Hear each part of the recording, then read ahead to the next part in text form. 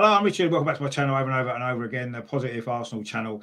This is a special show. I thought I'd do it live, actually. A look back on 2020 from an Arsenal perspective, the highs and the lows and everything else in between as well. I will have some special guests joining me, so stay tuned because the other side of this, we'll be doing it.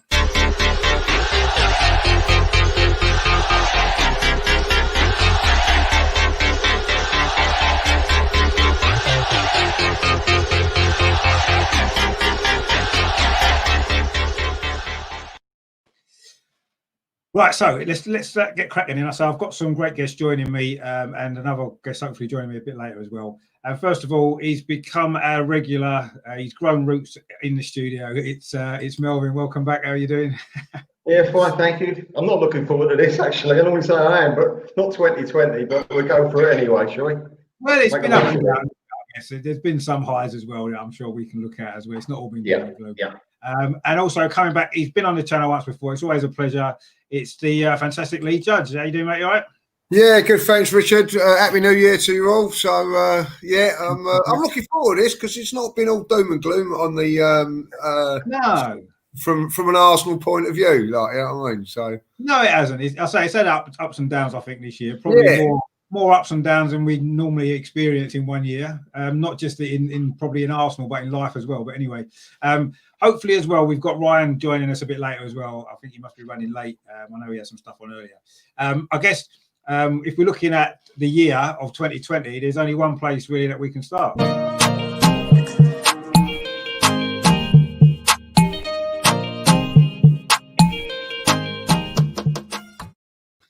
Of course, little picture there on that was probably one of the highlights of January. The goal that Martinelli scored at Chelsea, that whole game actually at Chelsea, the way that we battled with 10 men. But I suppose from the beginning, I mean, we started the year on New Year's Day by beating Manchester United at the Emirates. Another good performance, actually. Yeah. That was, I think, only Arteta's third match, wasn't it, after the Bournemouth game in Chelsea just before Christmas and that. So that was a good start. And then we beat Leeds in the FA Cup as well. So we had a few draws after that, including that Chelsea game. We did get a couple of red cards as well. The Aubameyang one was the first one, which I thought was a bit harsh. And then, of course, the David Luiz one in that Chelsea game, which in the end didn't cost us too much because we came out of it with a great draw. I mean, what were your sort of memories of January then, sort of highs and lows, Melvyn? What would start with you? What was, I know it's a long time ago. No, the Chelsea game away, there was highs and lows in that game, wasn't it? You had the Socrates back pass where I knocked my head against the wall. And then the penalty, everyone blames David Luiz for, getting the red card. And he was he had to make a very quick decision what he did. In hindsight, perhaps he should have let the geezer score anyway, because you're going to give away a penalty, it's going to probably be a goal anyway. But the highlight was seeing Martinelli get that goal. I mean, it was fantastic. And really, we were fortunate to draw. I know we showed a lot of fighting spirit, but I think we only had 2 shots on target the whole game. The 2 that went in, And how many times will Bellerin score a left footer? I mean, that should have been put in a frame, that goal. So, listen, it was nice to see the fight back, a bit of spirit. And after the United win, we thought, hold on a minute, there is a bit of spirit back in this team, where it wasn't, obviously, a few months before. So that was terrific. The Man United game, where we don't, however well, unless we're right on top form, we never beat United. Even at home, sometimes we struggle. So to beat them is like a little feather in our cap. And they were not the greatest United team, but we always find it difficult. And we beat them, so that was good. So it looked like the wheels were turning in the right way. So I was very happy come January. Yeah, that was. I mean, January itself. I mean, if I just quickly put up the stats for January, we didn't actually lose a game. 3 wins and 3 draws. So it was a decent start to the year in all competitions because we did win 2 FA Cup games as well. So, I mean, what were your sort of memories of January and Lee? Obviously the Man United game sticks out very much. I was lucky I was in corporate that day, and so I had a nice New Year's that day. I think it was a 5:30 kickoff, if I remember rightly. Yeah. So it was a good day, and then backed it up with a good win. I didn't think we was brilliant that day, if I remember rightly, but I don't think Man United were in the greatest of form. We probably pushed them towards signing Bruno Fernandes that evening, but we got the result, which was great, and obviously the highlight was the Chelsea game, not just the actual game and result. I have to say, and I still say this now, the atmosphere in that stadium was the best. That when we got that equaliser, the atmosphere from that moment on, when we scored that goal to the end of the game, was just it was the best away. I can't remember it being any better than that since probably going back to when we beat Tottenham in '87. That's how good it was. The atmosphere on that occasion, everybody in there was going mad because at the end of it, I know we got a point out of it, but we was 2-1 down with 10 men at Chelsea. Basically, you're not going to come back from that or get anything from the game. But and the way that he scored the goal as well was sensational. So that was definitely a highlight. The other one that was quite an interesting one was the one against Leeds when we was I thought outplayed for a very, very lot of that game. And we was hanging on, and somewhere along the line you think, well, your destiny is to probably go and win the FA Cup or something, and obviously you don't think that because it was that early at the stage, but they give us a very, very good game, and I thought we was fortunate to come through that result, and led on to some great things later on which we didn't know, but so I thought January was okay, as you say there with the stats and all that. I thought it was an okay month. I see some good things starting to happen. Mikel just come into the job as well, and yeah. So at this moment in time, January was looking good. Yeah, no, it was. Ryan's here now, so we'll bring Ryan in. How you doing, mate? You all right? Yeah, not too bad yourself. Yeah, not bad at all. Not bad at all. We've only just really started on anyway. So Ryan, you all right? All right, Lee. Happy New Year. All right. Happy New Year to you, mate. How you doing, Russ, as well? And Ben saying, yeah, the bridge, Chelsea wasn't at the bridge. Yeah, fantastic away performance that was. I mean, what were your kind of highs and lows of January then? I know it was a while ago now. Last January, Ryan, seems a long time. I think the highs were that we, as a stat that came up on your screen, that we didn't lose any of the league games. Considering Arteta had not long just come in, the transition period of him picking out what he thought was good enough and what wasn't, this, that, and the other. And as you said, we did have a few. There was games where it was a bit like the Leeds game. How we got away with that? Stay up robbery, but I'll take it. But yeah, I mean, the one concerning thing at the time was obviously that certain players, the regular players, making stupid mistakes still out of nowhere. And Mustafi against Chelsea at the bridge, if he hadn't made that error, it doesn't then lead to David Luiz getting sent off because then Luiz ain't having to track back and do what he did. It was just them little niggles here and there. The traits are still there, but you could see positives because we were, as I said about the lead team, we were not exactly great in them sort of games, but we're getting results, and suddenly we were looking hard to beat, hard to break down, even if we were on the day not performing like we should be. Yeah, I mean that was the key thing for me in January was how much more solid we looked. We'd been wide open, hadn't we, towards the end of the Emery's reign, and Arteta's come in, and suddenly we're not conceding as many chances, we're not conceding as many goals, and we did seem as though we had a little bit of fight about us. For me as well, Martinelli stepped in when Aubameyang was suspended and did a great job, didn't he, for 2 or 3 games? He was outstanding, and it was a shame. Obviously, he got injured a bit later on, but yes, I mean, January, I think, as Lee said just before, January actually wasn't a bad month, was it, overall? We didn't lose a game.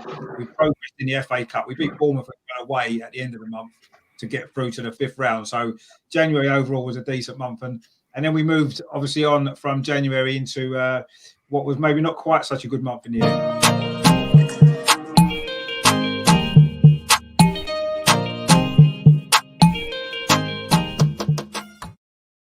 Obviously, that particular moment there in the picture probably summed up, unfortunately, what we had coming along in the future. Actually, the Arcos game at the end of February, where Europa League hopes kind of ended. I mean, that was again, if we look at the stats for February, that actually was our only defeat in February was that Europa League game against Olympiacos at home. We won 3 and drew 1, so it wasn't actually a bad month again. Very similar to January stats actually in terms of goals scored, goals conceded. Very, very similar kind of results actually in February. It's just obviously a massive disappointment, wasn't it? The Europa League defeat. I really felt we could have gone on and done well in that competition. I mean, Melvyn, what did you make of February? Probably the highlight was probably the Newcastle game, 4-0 at home. 4-0. That was Ozil's one of his wonderful games when he was flying everywhere, the touches, the movement. just all clicked for him. That was Lacazette's first goal, I think, for ages, wasn't it? The fourth goal. Yeah, So that was good as well. Very happy about that. But with the Olympiacos game, I mean, if you wanted to, like break your heart being an Arsenal supporter, well, that was it. 1-0 up from the away leg. Yeah. They get a goal, but we look like we still got a bit of control. Then we score one in, was it extra time? Yeah. Then our goalkeeper Leno has a mental thing. He's just like, what am I doing?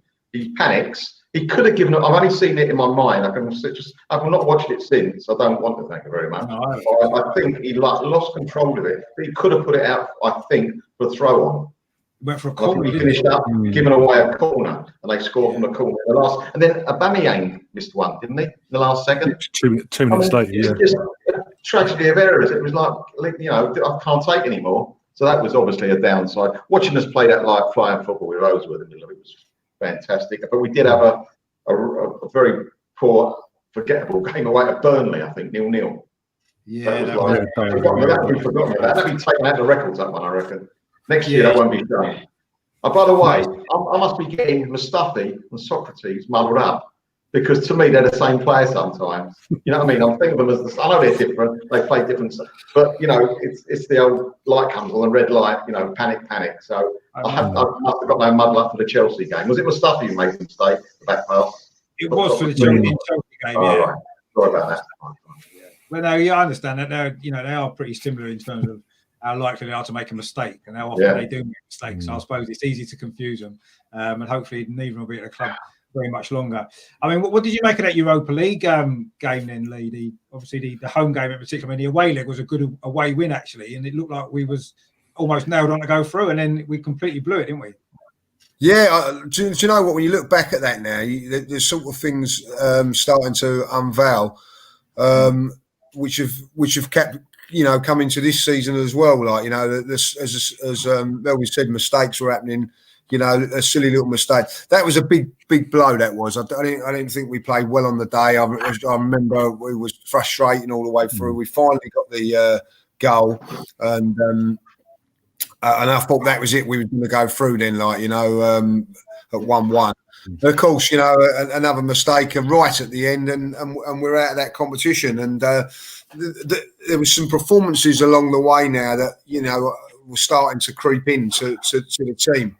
I remember, like Ms. Melvyn says, the game against Burnley. I remember going up there. It was coming just as we come out of that game. It poured down with rain and was getting absolutely soaked, and you got to go all the way home. I don't know if you remember that day. Tottenham were playing Man City, and you think, well, they're going to get stuffed, and anyway, So, and then they somehow they turned it around and won that game. And I remember coming home that day. It was just a horrendous journey home. Them winning as well, and we wasn't playing well now. I think a couple of results maybe had gone our way, and a little bit of the old papering covering over the cracks was starting to make appear now, and I felt that we wasn't playing well, and I couldn't put my finger on it at this moment in time, but obviously March is going to come into it now, but we wasn't playing well. No, and I definitely agree. I mean, I was sort of saying there that Olympiacos game at the time, it seemed a little bit unusual how the mistakes that we made. That was our first defeat in 10 games at that time, and we were all pushed along by the optimism. And then, unfortunately, that Olympiacos game proved rather to be a one-off. It actually proved to be a look into the future a little bit, didn't it, for what was going to happen in the year? And that was maybe the start of it. Although it was a bit up and down before that, but we'll get into that as well. I mean, what about yourself, Ryan? I mean, obviously, that Olympiacos game was obviously the low point of February. Well, it was. I think it also. Look, because I was obviously was ours at the game. I was behind that goal when Aubameyang missed that chance right at the end, and I'm like, but the whole match it just felt weird that the players that because they'd won the first leg 1-0 at the away goal. They thought it's like they'd walked onto the pitch and thinking they'd already gone through. They'd done the hard work, and it was just getting through the next 90 minutes. Yeah, I felt that. Yeah, but both what frustrating them both on that, but twice on that was the mistakes of both goals. Both goals came from our own. Yeah, giving it to them on the plate basically. It agged me, but then Aubameyang 2 minutes later, after all that, we're thinking, that's it, we're done. On our knee, I was on my knees when he missed that chance. I actually thought that was in because it was literally there. All he had to do was get somebody on it. Out, wasn't he? About 4 yards out, and he's put it wide. At that particular time, he was scoring a lot of goals. He was in form. He scored that overhead kick to equalise, and you'd think surely he's going to bury that from 4 yards out. And if anyone you want it to he hasn't gone in. Everyone's thinking that's in. Oh no. Even now, if that chance was to fall to anyone, you'd want it to fall to him. I don't know about now. Well, yeah. Because of the calibre of player he is. He's been that talisman for us since he's come through the doors at Arsenal. Yeah. You'd want it to fall to him in that moment, and it did. And it's like no, he just knew you weren't. That was it. Then okay, he accepted for it. That sort of set the tone for the rest, not just for that rest of that month, but for the rest of the year. Obviously, got into the last stages of the season when it was eventually ended, and sadly, but part of this, a big chunk of this season is over. But that was really, not to the extent, it was a very similar moment to the Champions League final when Henry had that chance to put us 2-0 up. Yeah. It's like, and I was sitting behind the goal and I'm thinking, all I'm going to watch is the net. I won't be able to follow the ball. I want to see the net shudder. Yeah. Because you want Henry to be the geezer there, don't you? And it's it's important, I know, but it's a very similar type of moment. No, it was, yeah, and that's why I said at that particular time, that's the play you want it to fall to, Aubameyang all day long. You know, he wasn't missing them, was he, at that particular time? And somehow he did, and I still don't quite know how he didn't put it in. And like yourself, Melvyn, I've not seen any other replays of that game at all. Actually, I haven't even seen a replay of Aubameyang's overhead kick goal, which I know was good at the time, but I haven't really wanted to watch that. So I haven't looked at that miss again to see really how bad it was. Just at the time, I was just amazed that he hadn't gone in like everybody else. But also scoring that goal got us 2-1 up in the leg and all that. Is it again? Obviously, the atmosphere. Their fans are thinking, "Oh, minutes to go. Okay, we can just see the last few minutes." It's sort of again, but the players' mentality. They switched off again, as we've touched on with the whole not kicking out for a fucking throwing, giving them the corner and all. And just like you just knew it was coming. Like always, it's the same people that make the mistakes that let us down. And again, that sort of trend resurfaced a lot throughout the. I just think at that particular game, that particular night, it surprised me a little bit because I was feeling quite optimistic on the run of games that we'd been on under Arteta, the changes that we were seeing overall. And you're thinking, I didn't expect to see us drop that game the way that we did.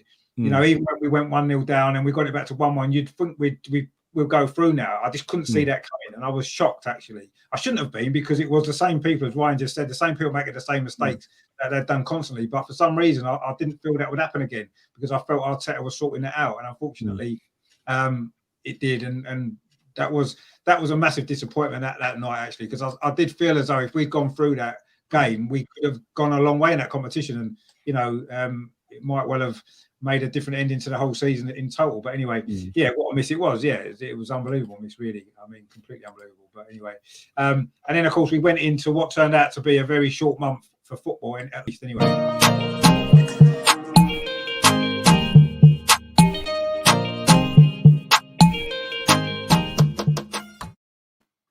Yeah, so we only actually ended up playing 2 matches in March, of course, because of everything else that ended up happening after that. We did win both the games. I mean, I suppose the March stats don't look that impressive when you look at them particularly, but 2 wins out of 2, 3 goals scored, none against. I mean, a decent month, but not much played. Of course, there was a Portsmouth game in the FA Cup, which was a decent enough performance, I guess, on the night and a good victory. And then, obviously, the last game with full crowd in at the Emirates against West Ham. The game won't be remembered for much else other than the fact that now it turned out to be the last time the stadium's been pretty much full of fans. Also was the last game that Mesut Ozil was played as well, and he did set up the winning goal for Lacazette. I mean, I don't suppose there's much to talk about in March really, but I mean, Melvyn, I know there's only 2 games really, but how were you sort of feeling about? Obviously, they're 2 good results, I guess, in the end. Not great performances particularly, but we got the results. Didn't we? West Ham in particular was poor, wasn't it? Well, Portsmouth, you would like to think we were going to beat them when we did, and it was okay. We did all right. We did what we had to do. 2 goals, thank you very much. Job done. Let's look to the next round. The West Ham game, that was so disappointing. I mean, West Ham could have beaten us, to be honest with you. You know, and also the Ozil, when he made the goal for Lacazette, there was a touch of offside about it. And thank God VAR gave us the decision. Perhaps they didn't realise we were playing in red and white that day. But anyway, so I was, I got away from the ground and I wasn't feeling that happy, to be honest. I didn't realise I ain't going to see Arsenal play for ages. But, because I didn't appreciate it then, but I was not very in a happy mood. I thought, this papered over cracks here. It's really, because they did open us up. I think Mari played that game. Yeah, and in the first few minutes, he got done. And they should have been 1-0 up. I don't know what the West Ham player was doing. He passed it behind the geezer who was running in. Didn't realise the geezer was running forward at the same time. So we were slightly lucky, but it doesn't really mean anything now, that game, because there was a big break and you know what happened after that. So really just a disappointing home game. Lucky to get the win. Yeah, we were. Yeah, I mean, I'd say not, as it turned out, not a lot of action in March. There's a few other things happened afterwards. But I mean, what about yourself, Lee? I mean, obviously that West Ham game, the last game that we were sort of get into the Emirates and stuff like that. In hindsight, it was an important moment, but at the time, it didn't feel like it really, did it? Yeah, exactly. That's just what I was thinking. It was just like two. I thought really poor games, if I'll be honest. The Portsmouth game. It was a Monday night, if you remember rightly, and it was a bit of a nightmare to get down there. And the atmosphere was a little bit, I don't know, it weren't like the greatest, but, if you know what you knew then, that was the last away game that you've ever been to, like, for a year. You would have probably took it in a little bit more. Like Portsmouth was a great little old school ground. So it was, but, it was like one of those ones, Monday night, get in, get out and get home, and so you didn't really appreciate it being like the last away game, if you like, and of course the same with the West Ham game home. I remember coming away from that game. A fellow that I work with is a big West Ham fan, so we went down there together, and he was disappointed they didn't win that day because they were by far the better side, and thinking to myself, come away from the Emirates that day, not happy, and. If someone would have turned around, do you remember all that? There was all the talk about COVID there, and you weren't allowed to shake hands, and people were sort of laughing and joking about it, and not really taking it too serious, were they? And I think we had Man City away on the Wednesday night, which we was all moaning. I remember we was all moaning about going because we, couldn't get up there. And I think we'd been to Manchester already, and it was a midweek game, I think, for Man United. We were starting to get a little bit like grumpy and everything. And we wasn't playing well, and we got the result. And of course, then the next day or a couple of days later, to say that was your last game at the Emirates, is unreal. So as bad as a game as it was, it's probably the most defining game that we've ever been to, I suppose. When you look at it from that point of view, like that's the last ever game of normality. Yeah, and it's looking as though it might be the last ever game of normality for quite some time. Fortunately. But yeah, and I suppose obviously if you knew that at the time, like you said about Portsmouth, you'd have took it in a bit more and appreciated it a bit more. Unfortunately, none of us knew, did we? And no, not a clue. No, and it's unfortunately here we are nearly 8-9 months later, and we're still in the same unfortunately situation. But what about yourself, Ryan? I mean, obviously those two games in March turned out to be the last game for a while anyway, anywhere being played at top level. So not the greatest two games, but we did win them both, which I suppose is that was the main thing. We did win them both, and not likely. My cousin's a West Ham fan. It was his birthday. Literally that day was his birthday, so we went there together and all that. Yes, he was in the home section for anyone that's going to complain. And like everyone, like Melvyn said, and like Lee said, it's like we walked to what as an Arsenal, we're walking away with a win, but we're not happy because the performance wasn't there. We should have lost. Bowen at 0-0 in the first couple of minutes had a chance. Yeah. And they got behind our defence and caused us that. I think Antonio had a chance, but it got cleared off the line or something like that, if I remember rightly. It's just scraping and scraping to just get for that result. But even, it's like Lee said, we knew of COVID. It was about, obviously it was coming at some point. We knew that was coming, but to think that was going to be the last game from our perspective to be at the Emirates, oh my days. It's just, as you said, a year on, and literally in half an hour's time, we're going to find out if it's going to continue or not. Yeah, no, football has changed completely since. Yeah, and it's it almost feels a completely different sport in a way. Yeah, different game, completely different game now. We watch it in a different way. You know, you don't go to the games. It's completely changed. You know what I mean? Like, you know. But it's like we said, it's made us appreciate when we do, obviously when things do at some point down the line do get back to normality, we are at full capacities in our respective grounds, so we're going to appreciate more because the time frame of being from the West Ham till whenever it may be will be such a big, massive gap. You're going to be like, well, be just, as I said, grateful to be there and just appreciate it a bit more because you don't know when it might happen to get, touch what it doesn't, but a pandemic might come around or something that take it away from us again. You know what? I used to get to the ground for the last 20 years, or get to the ground, get in, watch the game, and go home. I'm not going to do that no more. I'm going to get there a bit earlier now. I'm going to try and enjoy it. I might go for. I'm not a drinker, but I'll go for a drink now. I mean that. Once it opens again, I'll go for a drink. I'll stroll to the ground, go in, take it all in.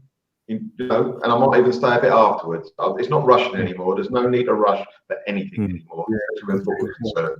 And I'm hoping as well on the back of that, Melvyn, that maybe the crowd at the Emirates, you know, usually the ground's empty 10 minutes to go. Maybe people are realise and appreciate what they've got, being able to be there, and maybe they might wait till the end of the game. We might actually see that, because I agree with Melvyn. I feel the same. I do feel that I'm going to appreciate the whole experience a lot more. I think maybe we just took it for granted because you expect to be able to go whenever you want. Yeah, and you take it for granted. And I used to do what Melvyn said. I used to get there for kick-off, see the game, and go home, and not hang about too much. And now I think you're just going to appreciate. We are all going to appreciate it a lot more, and we're going to realise how important it is and what a massive part of our life it is, and it's always been. And you know, it's only now when we've had it taken off us that we perhaps appreciate it more. And hopefully, I'll say that will have an effect on the crowds in general, and it won't be leaving. So early in the games, even though the night games when people have to get trains and stuff like that, you know, you do still get home. And hopefully that'll happen, and it will be. We can all enjoy it a bit more, maybe. Then I think, you know, it didn't help. Maybe the last sort of 6-7 months that we were able to go to games wasn't the greatest 6 months of time watching Arsenal because of issues. And I suppose, unfortunately, we maybe didn't allow ourselves to appreciate it as much because we didn't understand at that time that it was going to all be taken off us. So, but I think hopefully in the future we've all learned from that, and we can just all appreciate it a lot more and realise how fortunate that we are to have experienced what we have in the past, and hopefully experience similar things again in the future. But I still think it might be a slightly different way. I'm not sure it'll ever be as it was again. But no, but also like Lee said, because obviously after West Ham game, I think it's Wednesday. I think it's a Wednesday night match under up Manchester for the men. Yeah. So we rearranged the game at the time, and it was literally like the day before on a Tuesday night that they came out and confirmed that actually had to cancel it because Mikel Arteta tested positive and he's self-isolated and this, that, and the other. It all led back to that Olympiacos game, ironically. The owner what annoyed the thing is, what annoyed me when it all came out is that he knew he had it. Yeah. I mean, it's just. I suppose it's strange from our point of view in the sense that it was the Mikel Arteta testing positive that kind of kicked it all off, really. In terms of it was that cancelled the Manchester City game, and then suddenly the games got cancelled, and then within a week the whole lockdown had come in and everything had stopped. So it sort of started from that point, really, which is quite strange, really, when you look at it. Yeah, it's Mikel Arteta's fault it all finished. No. It was his fault. Sack him. Yeah, he should have been sacked for that, shouldn't he? For the season. But it's just so ironic, isn't it, really, that it turned out to be Mikel Arteta's positive test that ended up kind of finishing the season a lot earlier. And everyone sort of started to take notice of it and be more self-aware of what was going on. That was the point when I suddenly started to take it seriously and thought, oh, hang on a minute. And then obviously that game as soon as a game gets cancelled in the Premier League for something like that, that's when you realise that it's a serious issue and things are probably going to start changing. And obviously it did. I think anyone kind of thought exactly what was going to happen. But so after that game against West Ham, of course, we had quite a break from football, and it did return. But as Lee said, not the same, and it hasn't been the same since, has it, unfortunately?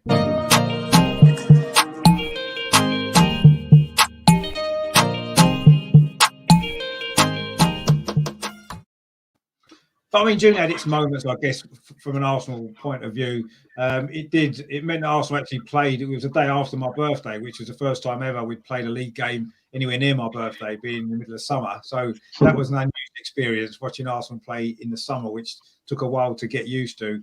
Obviously, the first game back, we again were the first game. On the first day. Obviously, the Aston Villa Sheffield United game was the first game back, but we played that night against Man City. Total disaster that game turned out to be, with David Luiz coming on and getting a red card, all the injuries that we had that night as well. And obviously a 3-0 defeat, which actually was, that, believe it or not, was the first away defeat Mikel Arteta had suffered as Arsenal manager. We hadn't actually lost away from home. And it was only the second defeat that we'd had actually in total under Mikel Arteta at that point. So that was a bit of a shock to the system. But for me, the most disappointing game in June was the Brighton game, because I really felt that was a game we should have won. And we were 1-0 up and we threw that away. And that, again, a bit like the Olympiacos game we spoke about before, that to me was very similar. And that was when the alarm bell started going off in my head about where we were going at that time, and some of the players, and maybe even some of the ideas from the coach as well. I mean, what did you feel about it? I mean, I say, obviously, June was at its good moments, because that Sheffield United game in the Cup was a great win, although I was disappointed because I had a ticket for that and would have been great to have been there. But anyway, what did you kind of make of the restart then, Melvyn, Project Restart and everything that went along with that? Project Restart, I mean, the first 10 minutes in Man City, you think, a bit steady here, this is right, boys. No panic here. And all of a sudden, it went horribly wrong. It was a cotton. And all of a sudden, it was the David Luiz show, and as we'd like to see it, actually. That was horrible. The Brighton game was frustrating. Typical Arsenal, 1-0 up away from home. We've got the game, really. We should have the game, really. Then we give us the silly go away, was it from a corner, I think, the centre half scored. Yeah. And then, I don't know which way around, but Leno got injured by Mopé. And if anyone's going to score a winner, it's going to be Mopé. The geezer could have been a orange card, a yellow stroke red card, orange card, right? So that was so disappointing. But we did play Southampton away, and that was a good result. That was fine. 2-0. That was the Ozil umbrella game, if you remember. Yeah. Carousel, what they called it, the Ozil carousel game. But that was all right, like that one. And then we, as you say, played Sheffield United. And what was good, from being 1-0 up for quite a bit of time against the team that kicking us, we were 1-0 up, and then the last minute, was it they scored a goal or something right near the end? But we didn't. But we showed a bit of character and going up the other end and scoring that lovely goal from the Bios. I mean, really good goal actually. And we don't normally see him in the box. And I'll tell you what, that was a lovely goal to score. He took it well, and it was like, wow, we actually did that. Because I think if you got no extra time, I think we might have struggled. I think we could have gone down, they did. And we got the upper end, as I say, got through, and it was a lovely result. Not an easy game, but we did it. So that was a very, very happy time in that month. Yeah, I mean, I was quite gutted because I had tickets for the original game, that Sheffield United game, and that winning goal from Dani Ceballos, the last minute in front of what would have been the away fans as well. That would have been such a great moment, wouldn't it, to have been in the ground to see that and celebrate that goal. It would have been great. So I felt a little bit cheated, if I'm honest. Obviously, I was pleased that we won. I mean, what did you make of all sort of the activities? If I just put the June stats up, actually, just so we know, we played 4, 1-2, lost 2, scored 5 and conceded 6. So it wasn't the greatest month of the year. And the first time we'd ever played league games the second time we played league game in June, I think 1946, we played one game in June at the end of the season. But first time we certainly played that many games in June, competitive games before. I mean, what did you make of all of that, Lee? And sort of obviously the FA Cup. Good. Yeah, I think it was a bit very mixed. I don't know about you guys, but I was struggling with it all at this stage. You know what I mean? I was thinking to myself that I don't think it should be on. You know what I mean? Without the fans being in the ground, that's how I was feeling at the time. I thought it was like money orientated that we were sort of going back. I do understand the reasons later on, probably why, but at that moment in time, I was struggling with it.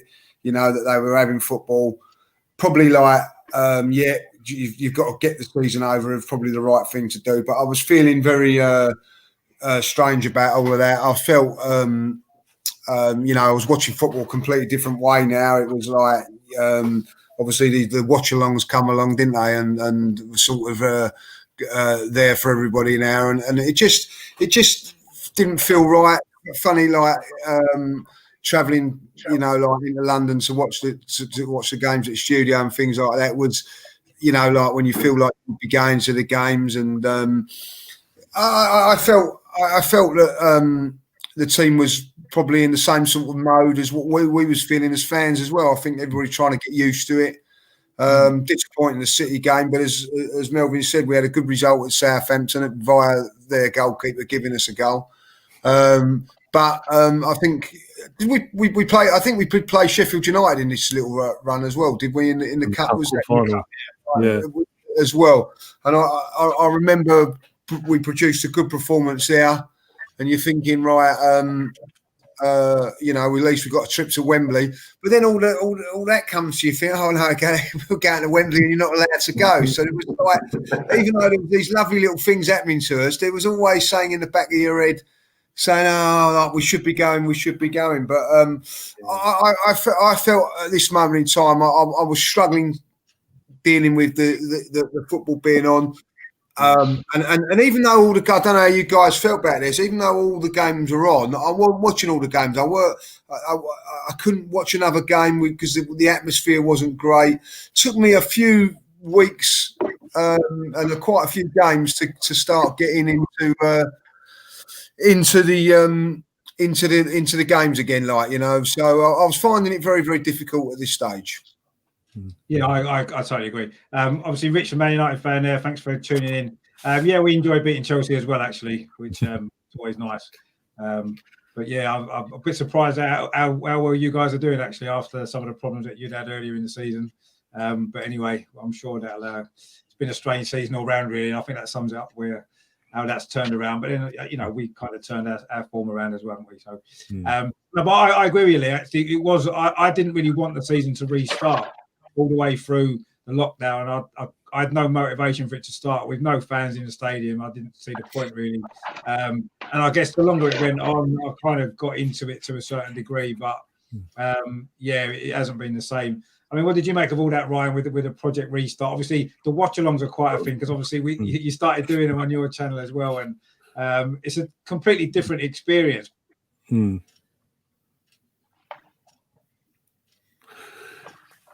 Yeah, I was like Lee.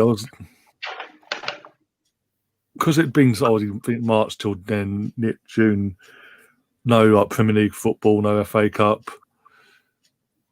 It sort of got into my head at some point. Later, because I was obviously postponing Euros, the Olympics, and all that. They was just going to avoid the season and give Liverpool the title winner because they were so far ahead. But apart from that, it was just going to be like we wrap up for this season. We come back in a few weeks' time. Come August, we're back and up and running then.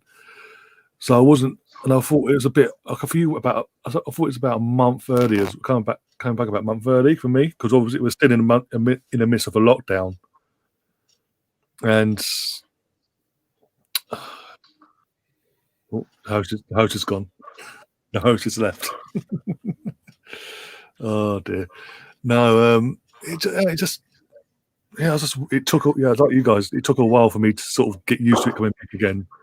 The first couple of games felt weird. It just didn't feel right not being there and having doing these watch-alongs. It's just a whole different experience. And got used to it. Obviously, you've got used to it now. But yeah, I think don't you feel, Ryan, these watch-alongs are good for the soul? You know, oh yeah, of course they are. I've always done football with people. I've always given my views rightly or wrongly, and they've given me their views in a bit of banter. Yeah, exactly. I would have normally sit by myself in my lounge watching the game, and I'm like, I don't like my own company sometimes. So to go on your thing, it's fantastic. Watch along, it's fantastic. You know, it's a good laugh, and it breaks down a few barriers, and you can actually get some expression out, get some anxiety out your body. Oh, so I had a few internet problems there. I think I disappeared, but I'm back now. Yeah, I've got to agree. The thing with what Melvyn just said, that's the whole point of doing the watch songs on my channel, and obviously AFTV and other channels have done as well, is to give us something to come together with still, and sort of, even though we're not down the match, it's still giving the sort of reactions we would give it a match, the banter, the laughs, and the general chat about the game itself and things like the analysing of it all, and who isn't performing, who's standing out, who isn't, who is in form, why is this person playing, and things like that. Instead of this, like Melvyn says, otherwise we'd all be literally still indoors as we speak, every match day, watching the game in a room without that, and it's just at least you have that release, like Melvyn says, and mentally it's good for people as well because you're interacting with other people as well. That's another. Yeah. To be honest with you, I don't think I would have watched a lot of the games if it wasn't for watch-alongs. I don't think I'd have had the motivation for a lot of them, especially when we was losing games and it was really poor football as well, boring to watch. I don't know if I would have actually had the motivation to sit through all them games, but doing a watch-along kind of give you the motivation to watch it, I suppose. And I guess it's the same kind of thing. You know, when you got a season ticket, you end up going to the games, even though after the time you know it's going to be crap. And you know you're not going to enjoy it, but you go anyway. And that's kind of what's happened with the watch-alongs, really. It's given me that motivation to actually keep watching the games, I guess, some of them. So it's been good in that way, but yeah, it's not anywhere near the same. But at least it has given us, like you said, Ryan, that interaction with other people. You can talk about the game while it's going on, which is what you do when you're there to a certain degree. And at least you're a little bit warm, maybe as well. And I think obviously in terms of when the football came back, it took a while for, like you guys have said, it took a while for the players to sort of not just Arsenal players as well. There's a few clubs that took a while to adjust. It took us. Their first two games. It was like we saw it as an eye opening for us, not just the performance and the results and things like that, but how unprepared they were. It was so last minute for them to be prepared and ready to go because they'd had March till June, 2.5 months off before then, a few weeks beforehand for the season rebooted or restarted, whatever. If we go back into training. Get your fitness back up, and then they've got to throw in a few games here and there as well, behind their closed doors at the Emirates and other respective grounds. But I think the turning point that sort of made it turned it to a positive month was the thing like the Sheffield United quarter final. Because again, like you said, you had a ticket to go there, you would have loved to been there, and it was a proper cup tie as well. Yeah, it was. I mean, there's a couple of times we got off lightly with the goals. I think it was one of they scored a goal, it was disallowed for offside. I think it was or two, one of the two. It's 0-0. We got the penalty. I think it was Lacazette went to push it forward, and the player got his arm in the way, got a penalty for that. Pepe scores, and we looked like we were grinding at that 1-0, the famous 1-0 to the Arsenal. Going to grind it out because he. But obviously they scored in the 88th minute, and it was like, oh, here we go. And because there was no replay, so I said it's going to happen there and then. I think, here we go, we're going out, extra time, and we're going to get knocked out. Great, fantastic, same old Arsenal. And then Ceballos, the lazy little run there, literally, the angle he was given as well, put his foot through it and bang. And I think for him as well, personally, because up till then, we'd had our doubts about Ceballos. He's been poor, apart from the Burnley game back in the start of the season, back in 2019. He struggled. We've been poor. I think that was the turning point for him because after that, his sort of performances, he started to get a slightly bit better. Is that a bit of a confidence booster there for him?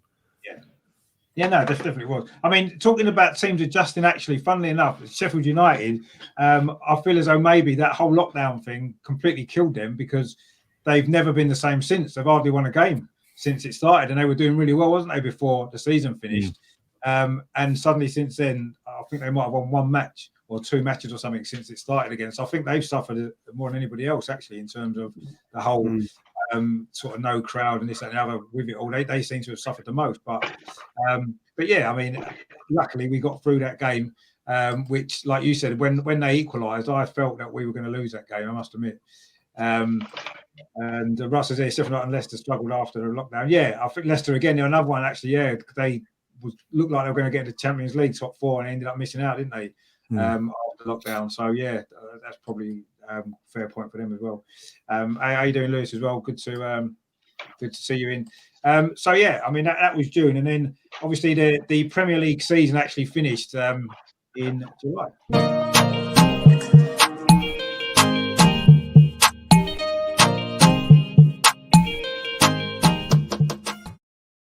And obviously, because of the FA Cup and we're still in it, it turned out to be quite a busy month. We actually played 8 games and we did pretty well. 1-5, drew 1, lost 2, scored quite a lot of goals as well, actually, 15, and only conceded 7. So July overall, statistically, was a decent month. And also the highlight, of course, was again in that conflict there, the FA Cup semi-final, beating Man City. The Liverpool game was in July as well, which was another decent result. I mean, what did you make of July overall? Obviously, some good results and a couple of poor results. Tottenham away particularly stands out as being a particularly poor performance. I mean, Lee, what did you make of all July's kind of games? Yeah, these games, I felt we was playing well. Whether it was because I started getting used to the games now or whatever, but this was the time I think we was playing well. Despite losing to Spurs, I felt we played okay that day. Stupid mistake from Kolasinac after a fantastic goal from Lacazette. I fancied us, at least getting something from that game. Disappointed that we didn't. I felt that we was in good form going into that game and playing well, and I felt that we probably should have picked up at least a win, but I think we should have got a draw. But we wasn't playing well. Ceballos, as someone said in the comments there, Mark said in the comments there, was now playing really, really well. Xhaka and him was starting to put in performances, and there was a lot of confidence going into the games. And of course, then you got Man City in the semi-final. And I always felt that we had a good chance against them because of the way they played, and I felt that it was what I've seen with Arsenal now was they were looking at an opposition and having a game plan for them. This is something that I hadn't seen for a very, very long while, and I was excited with what I was seeing. So we went to the game against City. We was filming up at the box park at Wembley, so it was like you was going down to Wembley Way and everything. Like there was no one there, but at least you felt a little bit more part of it, and there was a good atmosphere in at the box park at that time, and you was feeling a little bit more connected to football at this stage. There was like the pubs were open by this time, and so it was enjoyable. And the performance that day, I thought was, and still is, probably one of our best performances of the season because, and in Mikel Arteta's run, because I think if they'd have stayed out there for another 10 hours, Man City wouldn't have scored that day, and you would never have said that about Arsenal 3 or 4 months before that when we was having shots rained in at us left, right and centre. There was a purpose. David Luiz has come into a back three, and after that Man City game when he was poor, it turned it around. Another player that turned around good performances. He was starting to play well. Granit Xhaka was really at the top of his powers at this stage as well, as we said, Ceballos, and of course the one and only Aubameyang was now showing us what we all knew that he could do, and he had a couple of chances in that game and took them, and it was a fantastic day, and to get to the FA Cup final again, and deservedly so, I think, boys. I think that we'd had some difficult trips to go there, and Man City away wasn't easy. In saying that, Chelsea and Man United were the other two, so it was always going to be a tough semi-final, whatever happened. But for me, whether we was going to win the cup or not, it was just great to be going back to Wembley in the final, and it looked like something was happening at Arsenal at this stage of the season. I'm thinking, this is good. This is what there's so much better things to come. We've got the transfer window. There was rumours going around we was getting this player and that, and I'm now getting excited with what I'm seeing with the manager and the team, and and an FA Cup final to look forward to. And after all that had gone on, great things to look forward to. And I think that was the main thing for me, was with everything that was going on at that time in life as well as in football, to have that FA Cup final to come up was fantastic. And I think it was what we kind of needed, something like that. And it was great. And also as well, I mean, what Lewis says there about we became a very good counter-attack side, we did. And that was the one thing that I really was excited about when we played Liverpool at home, which was just before the game, the midweek before, when that was a great performance that night against Liverpool, and then we took that into the Man City game as well. And those two performances made me think, you know what, there's something really exciting happening. Yeah, and I really felt that, actually, those two games in particular, and especially coming on the back of we'd lost to Tottenham, and then we put in those two performances against the two top teams in the country back to back. That, to me, where I'm thinking to myself, you know what, something's happening here. Arteta is getting us going, and I was really, really excited actually about where we were going to go from that point. And yes, the FA Cup final was fantastic as well to be going there again, as you said. And yeah, it was all that kind of, at that time, it did feel as though a lot more positive, in terms of what the team were doing, and also the fact that, it looked as though things were getting better elsewhere as well. The weather was nice as well, which was Yeah. you could go outside and it was fine. Yeah, shorts on the flip Shorts on, yeah, exactly. Yeah, wearing shorts and a t-shirt. Well, I mean, Kieran Tierney does anyway, whatever the weather, doesn't he? So he's all right. Not all quite as hard as him. I mean, Melvyn, what did you make of July? And obviously a busy month, a lot of games in the end we had to squeeze in. And I say reasonably decent month actually in terms of our results. Anyway, we played quite well, didn't we, in most of the games? Yeah, we did. I mean, but there was worrying signs there when we played Aston Villa away. Mm. You know, they were. I know they were fighting for their lives, but at the same time, we should have been good enough to beat them. Pepe missed an open goal, which I think might have killed them. I know it's only one goal, but I think their heads could have gone down to 1-0. And then we gave a stupid. That was that corner one, wasn't it? Where they scored from 6 yards from a corner. There was an Arsenal player within 5 yards of him. So that was disappointing. And what was more disappointing, that for the rest of the game, like 60 minutes later, I think for the whole game, we never had one shot on target. We never threw caution to the wind. And that disappointed. I thought, why aren't we doing this? You know, the manager don't have to tell you to do it. All right, but he should be. But even so on the pitch, you should tell yourself, come on, we're 1-0 down there. We've got really nothing to lose. You know, let's go for it. And we never did. That for me, I thought, I'm not happy about this. This is not good. So I was elated with the month overall, but that thing there made me a little bit worried.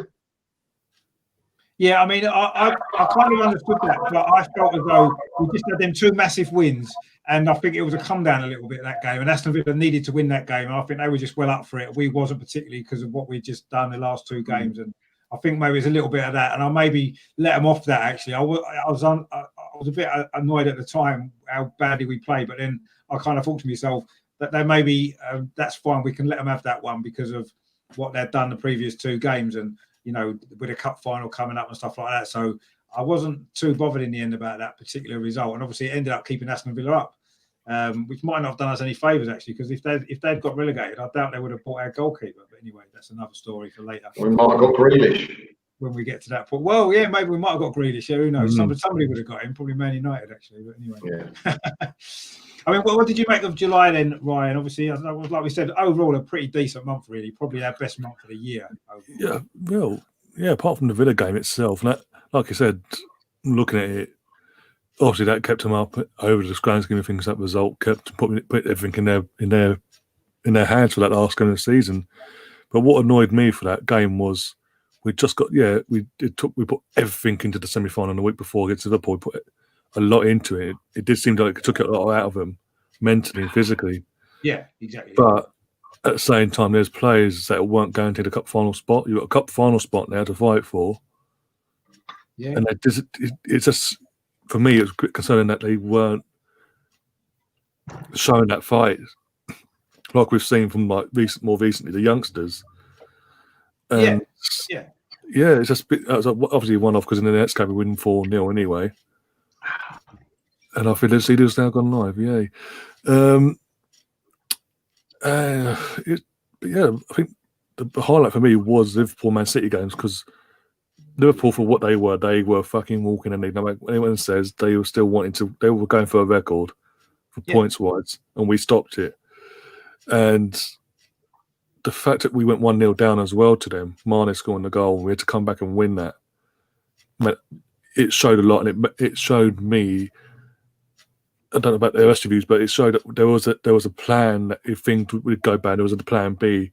Like Lee says earlier, I can't remember the last time till Arteta's come in that we've had a manager or Arsenal, when Arsenal was here, how long it's been since we've seen opponents addressed differently, and it's like a plan A, B, and C, but different. It's all different. Every game has a different plan, and a different strategy, and a different setup. And if things went negative, there's straight away, sort of being waiting a bit longer and reacting later on down the night. It's reacting straight away, and it's like, okay, cool.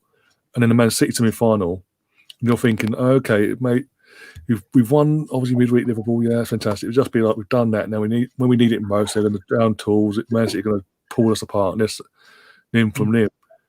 But we dominated them. We absolutely dominated the Pep Guardiola Man City at Wembley when it was their cup to defend as well. Yeah.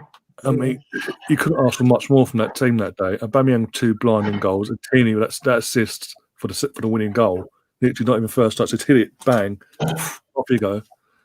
And the form that showed the form that sort of when Aubameyang's in confidence, what he can do when he's in confidence, and he touched it, it's going in no matter what. And then obviously, the last game of the month was Watford at home. Was it 4-1 in the end? I think they scored 1 goal, didn't they? 3-2 it was. 3-2 or 3. Oh fuck now. Yeah, we were 3-1 up, I think Danny Welbeck scored for Watford. He did, and he scored another one as well. Martin has made a save. Yeah. Cool. Yeah, so that actually kept Aston Villa up as well, didn't it? By us beating them on the last game as well. Although we hung on a bit at the end, we were 3-0 up actually, weren't we? In about 25 minutes or something, and then they came back. But so, and that obviously took us on to another month where we only played 2 games, one at the beginning and one at the end. But they both actually weren't too bad, were they? Let's be honest.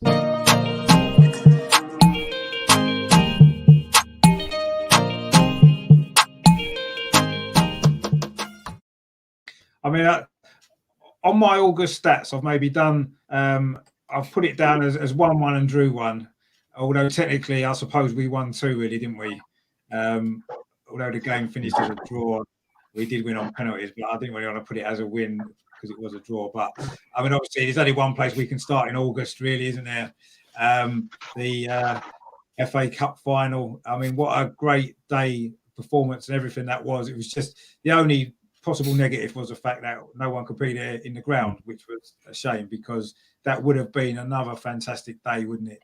To have been at Wembley, to see us come from behind as well against Chelsea to win that game. And it was another decent, but I know maybe we got a little bit of things went our way, didn't we? We got the penalty and they obviously had a player sent off later on in the game as well, and Pulisic got injured and a few things went our way. But I thought we deserved that luck, actually. And it was great, wasn't it, for Arteta to get that trophy so early in his Arsenal career, although maybe it's been a little bit of a weight on his shoulders since maybe. But I mean, obviously you must have enjoyed all that, though, Lee. August was not a bad month, was it? The sun was shining. We won 2 trophies. Life was good. Birthday month as well coming up, so it's always nice. And what was great about that cup final was, we'd done it against City, and what I loved about the City game was that Mikel Arteta had set all sorts of traps. And Man City fell into them, but it was that's because he knows Pep. Well, let's see what he could do against the Chelsea side. That, you know, let's be frank about it. Pardon the pun. They just smashed Manchester United in the semi-final. In the semi-final the next day, I couldn't believe how easily they walked over Man United. So I was, people were fearing the worst. But he come up trumps again. He set out the traps again, set out a tactics, and in the end, I thought probably it was probably a better performance than the game against Man City. We'd gone on even better, and now I'm thinking to myself, this is great. We're playing not only Manchester City, Liverpool. Now Manchester United we've beaten in January. Like now we've beaten Chelsea. We've beaten all the top teams in and around that at this moment in time. So I'm thinking to myself, this is not only we've got a good side with a couple of new signings now with the tactical nous and what we've got from this manager and the way we're going about things. I was really more excited about that than actually the cup win. The cup win was fantastic, but I'm now thinking this is a stepping stone. This is something. What I'm seeing is special. I've got to say that, and I'm really buzzing. I think that it's a good point that Melvyn makes there. And probably didn't see it at the time. With the Aston Villa game, I know we would sort of forgot about that because of what had been going on, but there was some problems there which we should have probably which flagged up and alarmed up that we'd gone in with a back 3 against a team that weren't going to come and attack us, a different sort of formation, and we fell completely flat on our face that day. And there were a couple of performances in all these good performances, the Brighton game, that game, the Spurs game, and I'm thinking to myself, the teams that weren't looking to attack us, it was for us to attack them, and we was falling short. But at this moment in time, wasn't seeing it, because I was sort of wrapped up in what we've been doing in the FA Cup and beating these so-called the best teams in the country at this moment in time. So as much as and I didn't see any of this coming, I'm now focusing on a great result and on the way we're going about things. And I'm thinking now, right, this 2 or 3 players in the summer, and I think that Arsenal could be not challenging for the league, but certainly going there and giving it a good go. And I think that it's a fantastic FA Cup run. It was in the sun and everything was going well. And, you know, we've also, at the end of this month, we of course, had the Charity Shield as well. So, again, another fantastic performance at Wembley and all things looking very rosy on the Arsenal front. Oh, dear, oh, dear, oh, dear. Shouldn't have said that. If only we knew. No, you're right, though. I was kind of feeling exactly the same. I mean, I couldn't remember the last time in one season we'd beaten all those 4 teams so close together. I mean, No. Chelsea, Liverpool and Man United all in a reasonably close period of time in terms of number of games that we played. And, it did feel as though finally we were about to maybe forfeit a little bit of potential where we hadn't been for the previous couple of seasons. You could kind of see some really positive signs. But again, as he rightly points out, there were a few other issues underneath all of that maybe we were quite prepared to overlook at that time because of the glory of winning a cup and winning a Community Shield after that and everything else. And I kind of felt the same. I kind of brushed a lot of that aside. I thought, well, yeah, it was only Aston Villa, it doesn't matter. And stuff like that. But yeah, there were a few issues, not only just after the restart, but even as we said before, the Olympiacos game, the Burnley game, and a few others as well before. But at that time, we didn't really pick up on it because we were wrapped along and pushed along with this wave of optimism that we all felt. And rightly so. That's what football fans. Yeah, of course, yeah. It was brilliant. It was brilliant. Beating Chelsea in the FA Cup final was brilliant. It was. Yeah. It was up there with beating them the last time we beat them in the FA Cup final as well. 100%, definitely, yeah. And the only downside for me was the fact that no one could be there on the ground. Yeah, that was heartbreaking. Now, as much as it was great winning it, and I remember coming out of Wembley after that and seeing no one there. You could drive home, and I was home within like 40 minutes, you know what I mean, when you wouldn't have been able to get out of the car at that stage. You know, I did come out that day thinking, yeah, it's great we won, but there was that little bit more. That was the first time that it really hit me that I couldn't go to a game because you know you'd be there and you'd have a great day. That was the first, probably the semi-final hit me a little bit as well. But that was the game that you feel like, yeah, it was great to be there, great that we won it, but really fans should be part of that occasion. Yeah, exactly. And I'd say that was the only downside for me. Everything else about that was fantastic. I mean, the performance, everything, and another trophy, obviously, as well. Another record FA Cup win. So that was all good. I mean, Melvyn, obviously, you no doubt would have enjoyed the 2 games in August for probably different reasons, actually. One at the beginning, I say the FA Cup, and then the Community Shield at the end of the month. Both very good performances in the sunshine. Well, they were, you know, we normally play these teams, all 4 that you mentioned. We don't beat them. They normally spank us. You just got to be careful, though, Melvyn. Don't get too excited because Brownie's just been eating, so don't get too excited. Oh, right. No, but, you know, to play these 4 teams and we're all of a sudden we're on their level because we have been below their level for so long. You know, you put your fingers in over your eyes and go like this every time we kick. We shouldn't. But we have done because they've spanked us, especially away from home. So that's fantastic. And also, it looks like, as you say, they're playing. You can actually watch the game and go, I know what we're up to here. I can actually see what we're trying to do. Whether we do it or not, I don't know. But it seems to be working. So, yeah, it was fantastic. You know, to go back to July with the other 2 games and the Chelsea and Liverpool game, it was very, very good. To go 1-0 down as well, you know, perhaps the last manager, we had to be 3 up to win. We would never have got back from 1-0 down to win a game. You know, we got to that feeling that we couldn't buy a win. And even when we went 1 or 2, not like Palace and all that, you're sitting there thinking, we need another one, we need another one. And yet, when we got ahead in the cup final, I wasn't certain, but I was quite confident we were going to hold on and easily hold on. So it's such a difference in a feeling that I haven't felt for so long being an Arsenal supporter, to have the confidence that we can hold on to something, because for years we haven't. Yeah, no, exactly.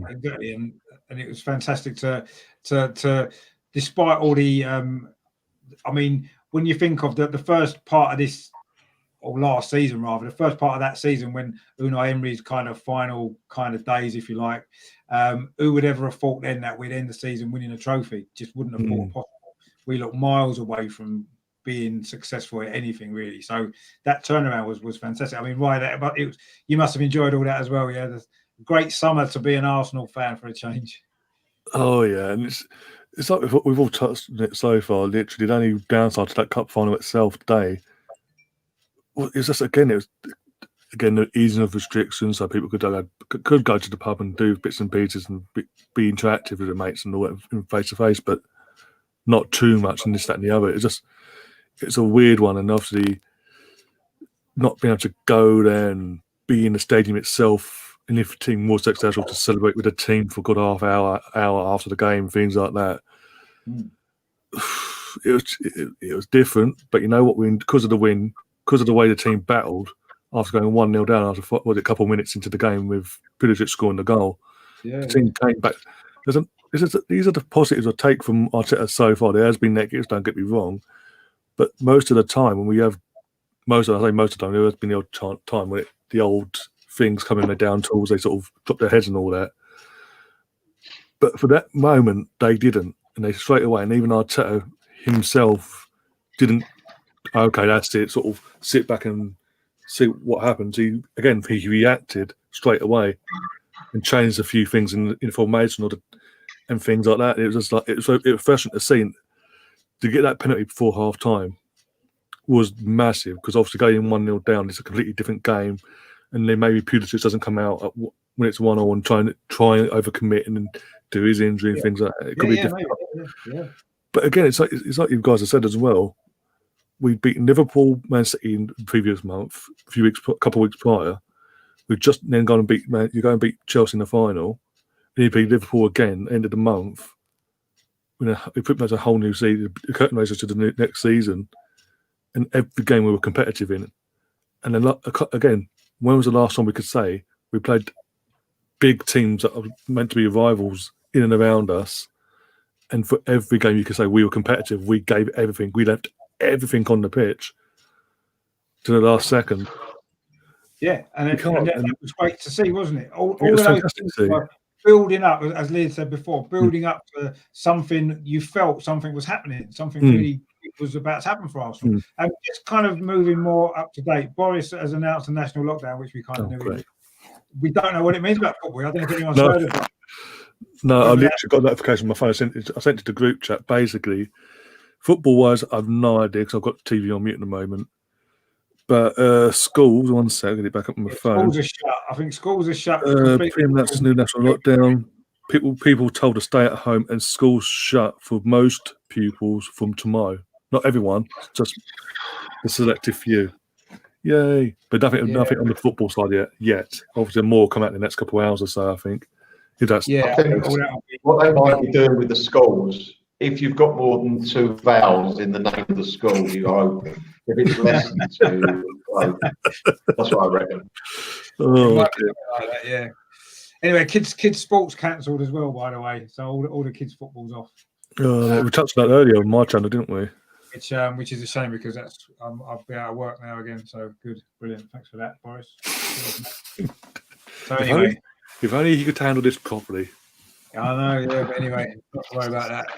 So we don't know what's going to happen with the football yet. The football might be off again. We never know. It might be. Last time we had a full lockdown like this. So hopefully it won't be. But anyway, we'll see. Anyway, just before we move on from August, obviously the transfer window opened, didn't it? A bit later than you, because of everything else that had gone on. And we signed Gabriel, didn't we, in August as well? Which was nice. I know that a lot of people had anticipated that we were going to sign him, and we did. So I think we're all pleased about that. Were we at the time, or maybe not? I was excited because he was a young player. It wasn't one of them over the hill. We weren't playing over the odds for him. Yeah. And it's just exciting because he's young. He don't know what he could do in the Premier League, and he literally took it to like a duck to water. He hasn't needed time to adapt, and some players are like that. And we were just lucky that it's worked so far. And Touch a lot of wood. clubs were after him as well, so it was good that we managed to get that deal done. Obviously, there were a few changes going on behind the scenes as well, wasn't there? With Raul kind of leaving, doing what he's doing, yeah. Other bits and pieces going on behind the scenes through the summer, as well as the transfer window, and obviously Mikel Arteta going from head coach to manager. Another thing that kind of a change as well behind the scenes, and basically Arteta and Edu were now the new kind of people in charge of pretty much everything on the footballing side of things, which again, at the time when that was announced and everything happened, I was quite excited about that. You know, thought it was the next progression through from the progress that we'd made already. And the new season came around. I think we was all quite excited, wasn't we, about the start of the new season? Started a bit later in the year than usual, but we moved into the new month. I'm quite optimistic. Well, I know I will, certainly.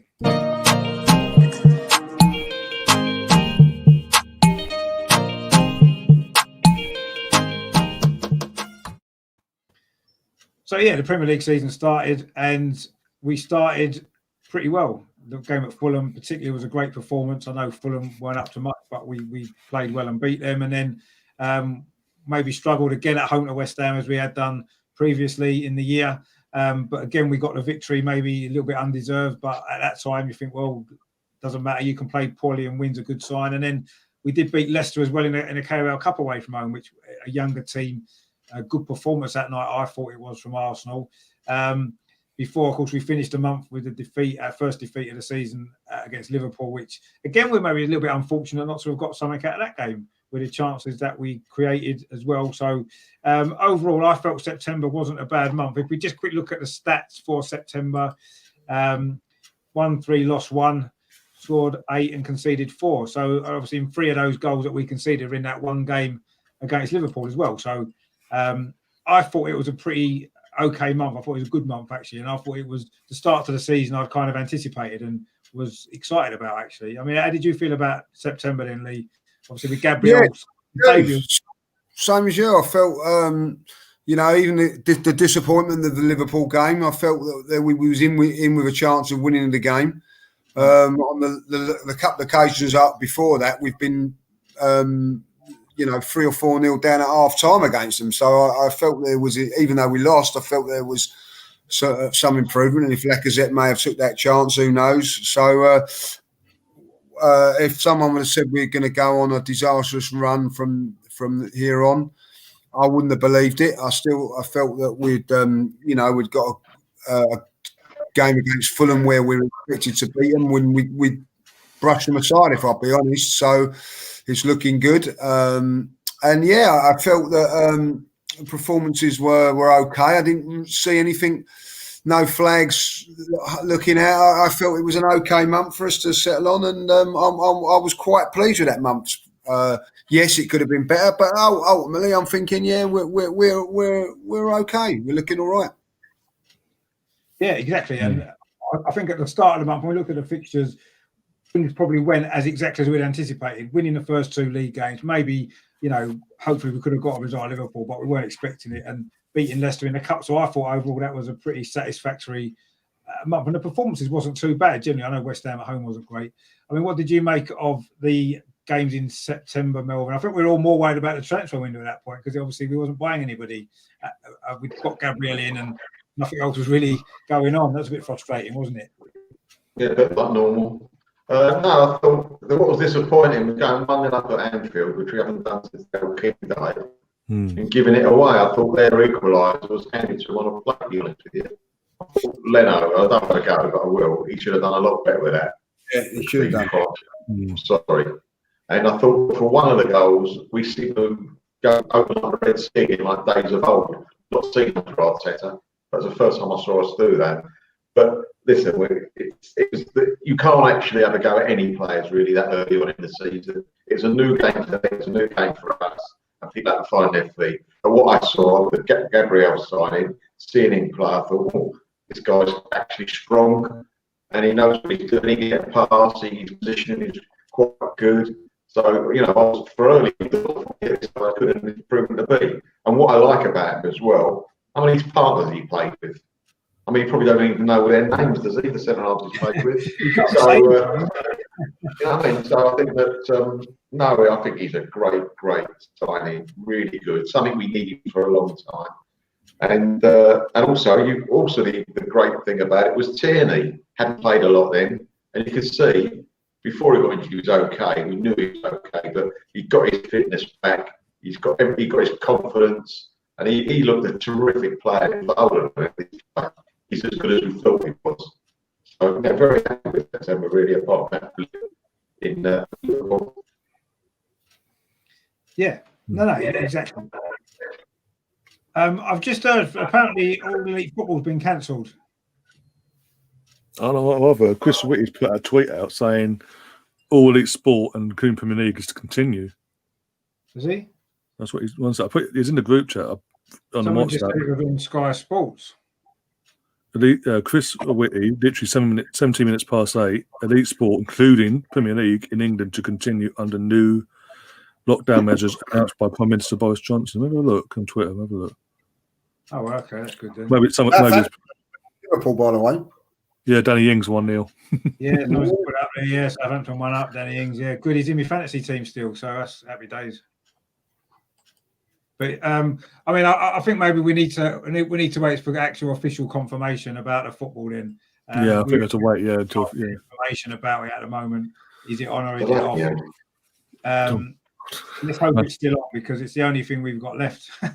They've taken everything else off us. Football's the only thing we've got left, so don't take that as well because that will be a complete disaster. Well, it was like we were saying earlier, Richard, on my channel. For most people, not every.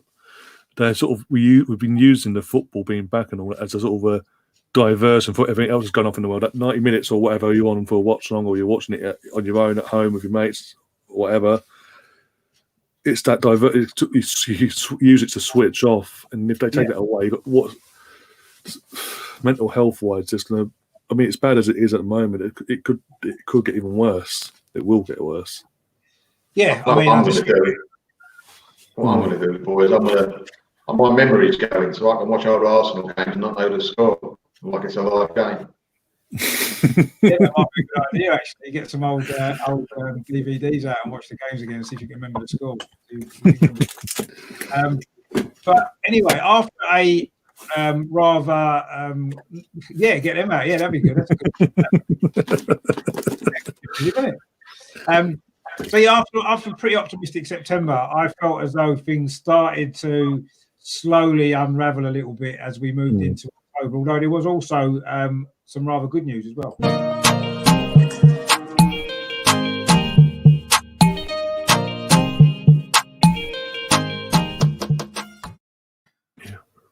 Probably one of the longest drawn out transfer sagas of recent times. We finally got the deal done on deadline day at the beginning of October. Thomas Partey coming in. We were all excited about that, wasn't we? I mean, how did you feel about that one? Obviously, Gabriel was a good signing. This looked even better, didn't it? Yeah, this is a good signing. I think something that we needed. The only thing that I always questioned was, well, why do it right at the end and not at the beginning? You know, so I think that there were other things happening at Arsenal, which again highlighted that there was problems behind the scenes at Arsenal, but at this moment in time, like everything, still don't see anything. All I see is positives now. This is another nice positive signing to the team. I think the next game's in Man United, so you're thinking like, well, this is great. We're looking like we're going places. Forget what maybe we missed out on a while and whatever. We've gone in there big with money on Partey, ending the myth that the club's not got no money, I think. So things were looking positive from that point of view. So not just on the playing side, but off the field as well. Looks like we've got money in the bank if we, to be not looking at getting like instalment deals and everything. This is like, a real big heavyweight transfer, really. If you think this is a transfer that, in seriousness, guys, this is why we moved to the Emirates. So I'm at this moment in time not only pleased that he's a good player, it's a marker. We put down a marker in the transfer, and we are now one of the big boys. Huh. Well, so it seems. Make a note. I mean, just on the October games, again, it was quite a busy month. The Europa League started as well, which maybe covered up a few of the cracks, actually. So we played 6, won 3, drew 1 and lost 2, scored 7 goals, not that many, conceded 4, not that many either. So not the greatest month for excitement on the pitch. But the Europa League did start with 2 wins in October in the Europa League, which did maybe cover up some of the problems which were just about starting in the Premier League. With a lack of goals, we did lose the last 2 games of the month without scoring. 1-0 defeats at Man City and then at home to Leicester. But 2 Europa League wins either side maybe gave us, maybe made us forget the league performances a little bit, because the young players were getting games in the Europa League and we were going quite well in that. We would have expected to as a poor group.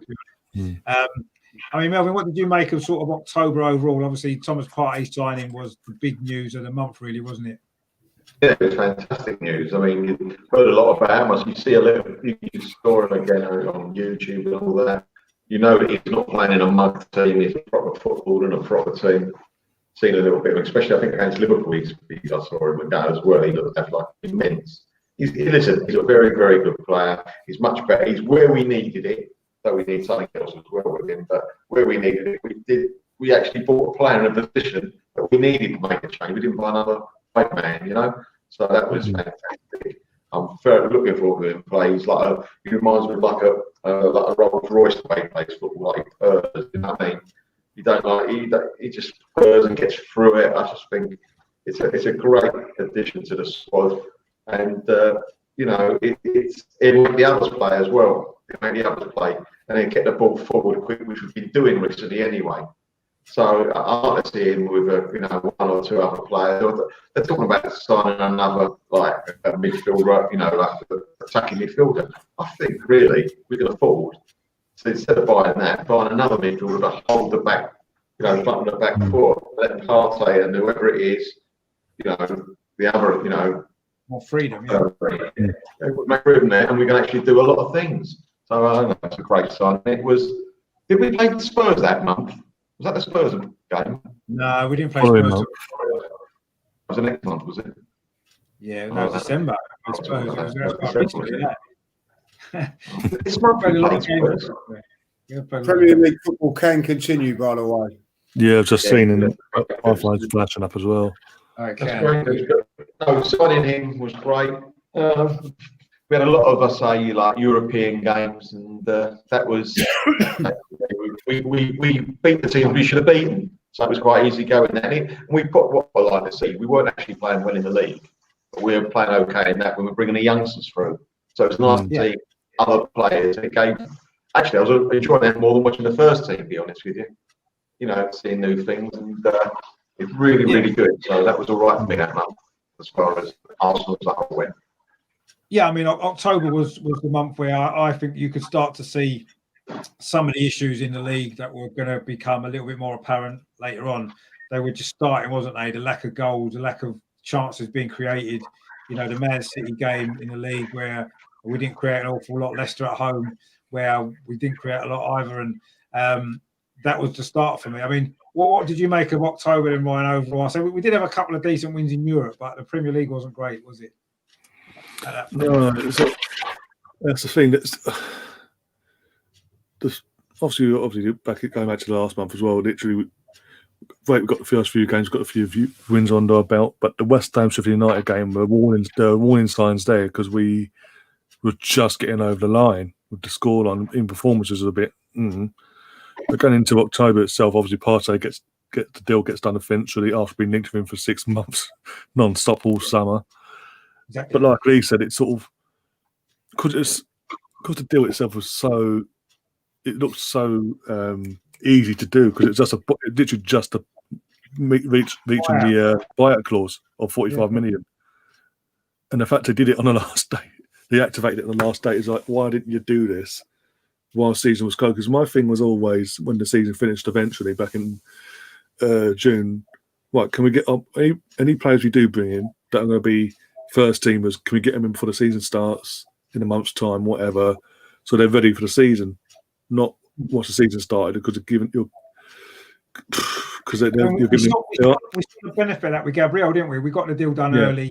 He played the first league game of the season, and he had a big impact on the season. Whereas Thomas Partey came in late. He got adapt quick. Team got injured, and maybe if we'd done that deal at the beginning of the transfer window instead of the end, it might have been completely different because he would have probably had more of an impact. But I guess that's the Arsenal way, isn't it? Then obviously after the game, after we lose that, and again more warning signs, that more danger signs are there. That think what was to come for us. It was like, but again, we don't take notice because of how recent it was to obviously the FA Cup final and things like that. We don't take notice of it properly like we would have done in the normal situation, normal seasons. And then obviously, say Man City, we go there. We don't even test Edison or anything. And this is at a time when Man City were there for the taking. Personally, home or away, they were just poor. I mean, they're poor. They're not great now, but they're better, so to say. And yeah, it's just really bad. And again, like Melvyn says, the only get out for that month was Europa League started up, and we started actually seeing the younger players playing and how things were different, and in the terms of performances and results, and all that, and how the players were playing in Europa League compared to the Premier League. And it was just like, I mean, what's it? Joe Willett got two man of match performances back to back in the space of a week in Europe. And I know the opposition isn't great, but you can only play what you're up against. And it was just like both times the next game will come along and he's out the squad or he'll be on the bench and things like that. And you're thinking, how demoralising could that be for the player, mentally and everything else, for his actual growth as a player as well. Yeah. But eventually, it gets a reward eventually. But it's just a bit of a reactionary moment when again, we're going to touch on later on. When it's forced upon him, that's when his players have been playing. It's just like a bit frustrating. I just felt a little bit, and maybe more so now with hindsight, or maybe actually looking back at the year like we have done, made me maybe think that the reason why maybe Arteta was slow at bringing the young players in and replacing some of the older players is because those older experienced players had done well for him at the end of the previous season. He'd won in the FA Cup. And I think maybe he kept a little bit more faith in them for a bit longer for that reason, maybe a little bit. I know the Willian situation is slightly different because he was a new signing, but I did feel a little bit maybe he maybe kept faith with them a bit longer than he might have done because of that. They had won him a trophy, and he maybe felt he could trust them a little bit more. So perhaps that was part of the reason. But yeah, it looked as though some of these young players were knocking on the door in the Europa League and they wasn't getting an opportunity. And obviously a bit more of that would happen a bit later. But once October was done and Halloween was out of the way, we actually moved into November with things looking actually a good start to November. It was, wasn't it, with this?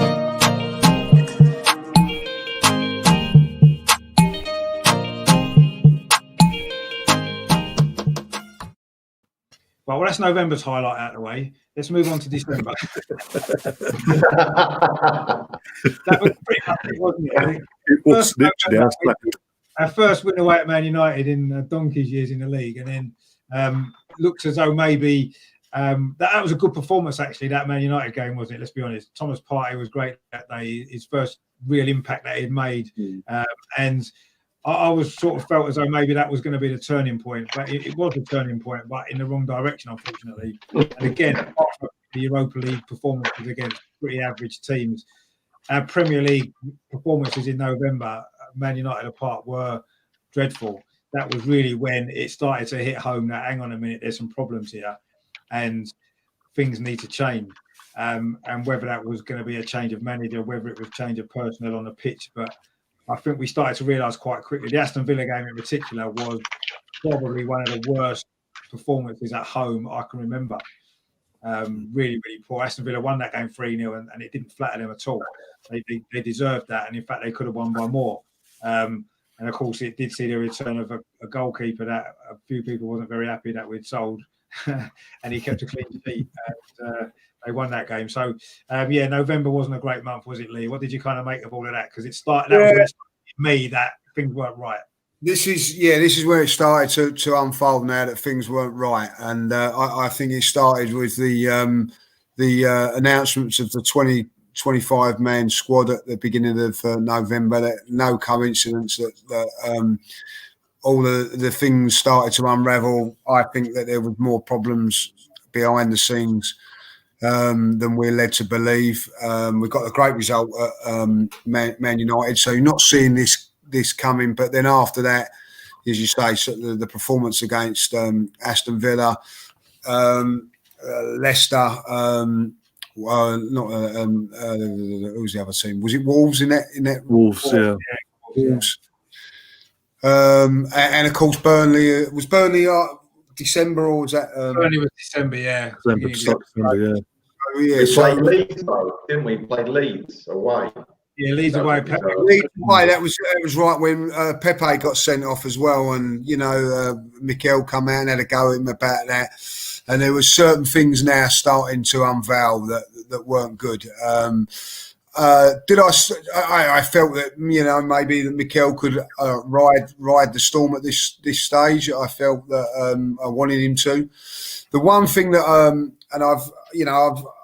I still like Mikel Arteta, but the one thing that's given me the ump with him, and I'm starting to lose faith with him, was that he was continue to play the players that were letting him down, and I felt that was a problem. We're going into the games and the same players were still continuing to play. I didn't think he was changing things up. He wasn't dropping people. There was certainly problems. You could see the way the team was playing, and also I still feel that him by having to leave players out of the squad and then them still being in and around the club wasn't good thing for the football team. And at that stage, when you have decisions like that happening, you need to get the results. And unfortunately, football is about getting results, and he wasn't getting them. And it was getting worse and worse. And I think that, and I do think that in his defence, slightly, I do feel that there was lots of things happening behind the scenes, and in the transfer things or whatever. And now they were starting to unfold a little bit, weren't they? He's come out and turned around and said that he wanted a more creative midfield player. And I think that over the last few games now, Smith Rowe's come in here. You could now, I get a little bit more sympathy towards Mikel, because he really wanted that sort of player to come in and what a difference that would make. And I think that's proved it. So I feel that it was getting frustrating. What was getting worse for me as well, guys, was that we was getting ridiculed by everybody now. The performances, not only the results, the performances were bad. And now I'm going into games where I'm thinking we're not going to win. I've got no confidence as going into win, and that was now starting. And as a fan, we shouldn't be feeling like that. And Mikel was coming out. I think at this stage, it might have been in this month that Edu come out and said, no, things are going great. Starting to insult the intelligence of the fans as well, and that started to get me a little bit as well now. Because you can't kid a kidder, and I'm seeing things on the field now, and I'm thinking, well, this is not right. The tactics were wrong. The team selection was wrong. He would then, and I still think that he's done this to certain things. People like Willock would have one bad game and then would be dropped and left out. And then William was playing poorly. I think this was the month also, if I'm quite correct, where William's gone off to Dubai when, there was this big discipline thing of doing things right. And all of a sudden, he's not being disciplined where other players had been disciplined in the past. Lots of questions being asked now, and rightly so. And I think as a fan, I was right to ask these questions. And now I'm starting to panic in what I'm seeing. And what the manager can do is stop that by getting some wins under his belt. But I think it's 5 games, four defeats and a draw at home. Now the pressure's mounting on him, and I'm starting to lose faith in what I'm seeing. And the belief that I've had for him has dwindled, and I'm not liking what I'm seeing at this moment in time. Totally agree. And then, funnily enough, though, due to the Europa League covering over a few of the cracks, the actual November stats didn't actually look that bad played 6, won 3, drew 1, lost 2, scored 9, conceded 6. You look at that and you think that's not a bad month, but that is papering over the cracks of the fact that 2 of those wins and most of those goals, in fact 7 of those 9 goals, were in the Europa League against 2 Sunday League teams essentially. So the statistics maybe don't tell the full story, certainly in November, because it hasn't. When I was compiling that earlier, I looked at them statistics, but you know what, November don't seem too bad. But when you look at the games that we had, especially in the Premier League, it was one of the worst months that I can remember. For the performances were just poor. And as Lee said, I was starting to think where I couldn't see where the next win was going to come from in the Premier League. You looked at the games and thought, we can't beat them. We're not going to beat them.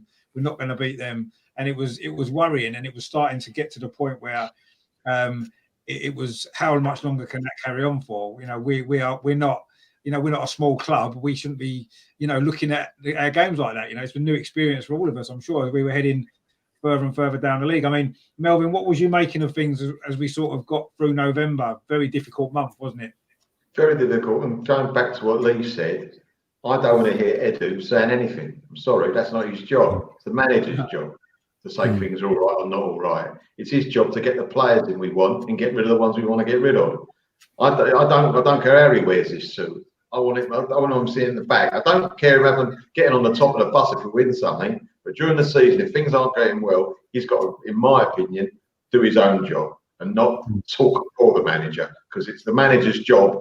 That's why they made him the manager from the coach. All right, that's number one. I agree It got to a point where, again, every game it was become the old Emery, where we're going to, we'd take a home draw against any club, whoever they are. We might have the greatest record this side of Mississippi against them, but we get a point because it's another point we need. We need points, and I didn't have the confidence to think, yeah, we could win this. It just, you saw the team. There was no energy. There was no. When someone got the ball, no one else wanted the ball from them. They were like on an island, and they were giving it sideways. If you give a ball sideways and backwards, it's telling you one thing: you ain't got confidence. So it's the easiest thing in the world if you're a footballer to give it sideways or back, right? They weren't taking on people, weren't going past people, and you're sitting there thinking, these boys, either their confidence is low or they've lost the confidence in the manager. I'd rather they lose the confidence in themselves and go back. Once they lose the confidence in the manager, the team's finished. So thankfully, I think they lost the confidence in themselves. But it was looking the other way to start with. No, I was fearing that at the time as well, that maybe they had lost, the manager had lost them. That's certainly what it looked like for a few games, actually, in November and December. I mean, what did you make of that then, Ryan? Obviously, November was the month for me where we could see that there were some serious issues going on. Wasn't there? But it was the Europa League, not so much because the Europa League, as we touched on the previous month, it's the younger players that are getting played out in that one. Yeah. And again, we were seeing better performances and results in the Europa League from the younger players and the second stringers than we were from the ones that he kept on relying on constantly, no matter what. I mean, what also was concerning, obviously, in the international break, was Pepe coming out and saying, he wants more game time. First game back, gets it against Leeds, does the stupid thing that he does, and it's like, well, you've got given it to you, you've thrown it back in everyone's face. Even the fans that are on your side and saying, you know what, give him a chance. How can he prove himself if you don't give him a chance? Things like he does that to you. It's like, but there you get so concerning, because it was just like it started off like, okay, I want one defeat, maybe two, but when it came to the third defeat and the fourth defeat on a draw against Leeds and another defeat, and the Villa one really opened my eyes. I was like, oh, here we go. We've been here before. Yeah. And it's again around the same sort of time when again most of these players did the same thing a year prior under Unai. And look how that ended. So it was like it got to the mindset of, the more we lose, how much time can this manager be given? Considering all the hype he was given when he was given the manager's job as well, but the day before the season started. And then Edu comes out and says it still irritates me. He said what he said, because it make me and Melvyn discuss it in our channel with the others. It's like it's treating us as if we're thick and we don't understand what we're watching and seeing on a consistent basis. Yeah, exactly. Just because we're not there doesn't mean we don't understand what's happening and what we're seeing and what's going on. And then since then, we're hearing, just before the month we entered into December, we're hearing there's being kickoffs with Arteta and Aubameyang and David Luiz, and now the Willian situation as well. It's just like it's only a matter of time. You're thinking it's only a matter of time, and I couldn't, like yourself, I couldn't see the next win coming from anywhere in the league anyway, because it was just so poor. No matter home or away, no matter who we played, we're playing Burnley, who were struggling more than us, and they need a 1-0 win. Yeah. And what made it worse in that game was for a brief 20-minute period in that second half, start of it, we came out, we got on top of the game, we were turning up the pressure on them, really going for it, and then Xhaka did that stupid figure again, like he always does. Burnley was in this, and then Burnley's like, okay, there you go. It's like we're just giving them, there you go, have the 3 points. I don't want it really. one of the things that also happened in November, which we haven't maybe spoke about yet, was the injury to Thomas Partey against Aston Villa. That he just sort of got into the team. He just sort of started to look as though he was a player for us, and then he got injured, didn't he, in the first half against Aston Villa, went off, and I suppose our poor performances then really took off when he wasn't in the team, which was strange because he hadn't been in the team before much, and we'd sort of played better, and then suddenly he'd come in the team, went out of the team, and then it all fell apart quite quickly. And by the time we'd kind of reached the end of November, I was starting to lose quite a lot of faith. So, and things didn't improve quickly either when we moved into the last month of the year.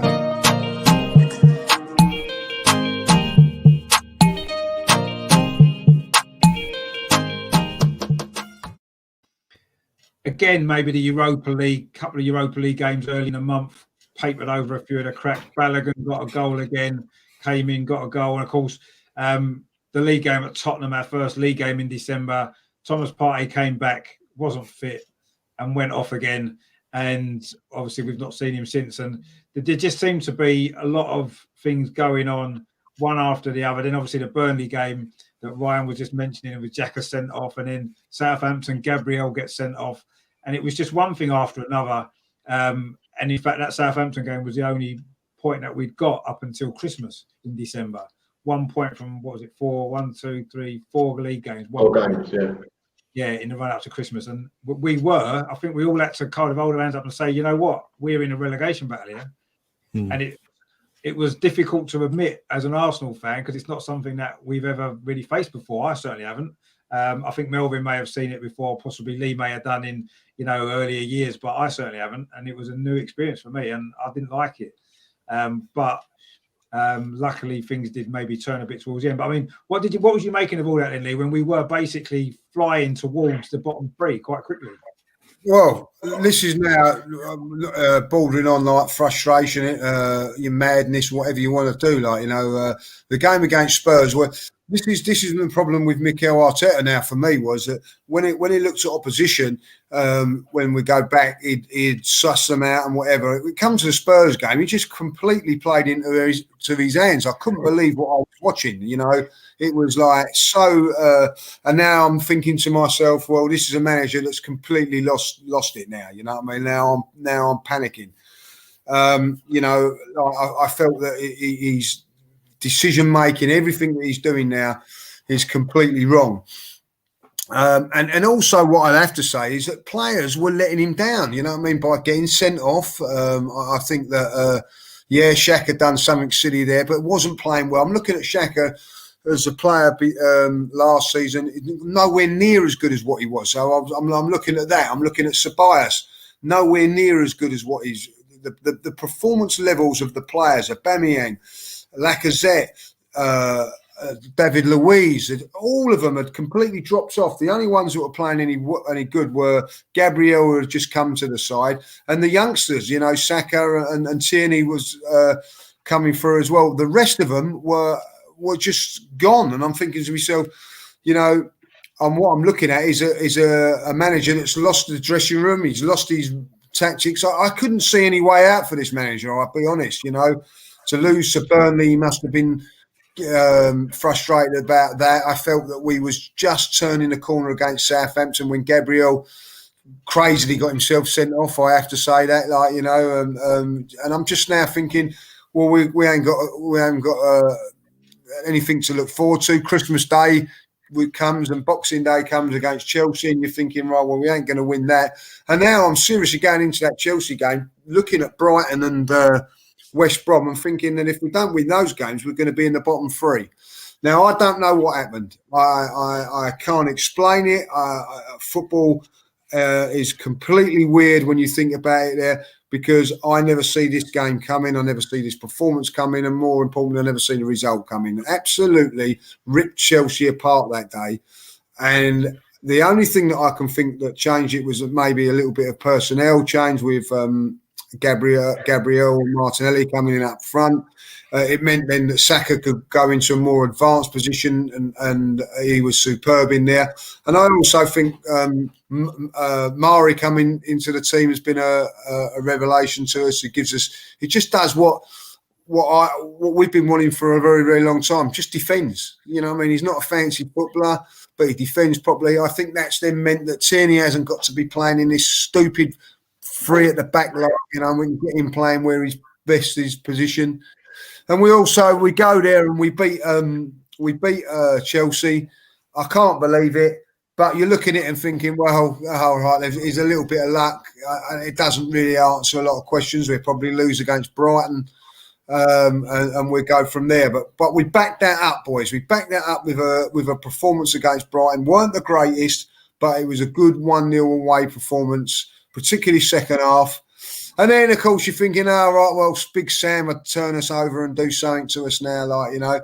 And we go up there and put on the best performance of the season so far. I don't care what the opposition was like.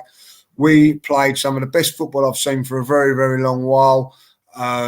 Players coming back into form. The only thing that I will give Mikel a little bit of a dig about was that I think he used the excuse of tiredness to leave out Martinelli. For Aubameyang, I didn't think that was the right call, but he got the result 4-0, so you can't argue with it. All of a sudden, he's made a couple of decisions and they're gone for him. And in his defence, and I will say this in his defence, that maybe he was waiting for these guys to come back, Martinelli and Smith Rowe, because they hadn't been available for him.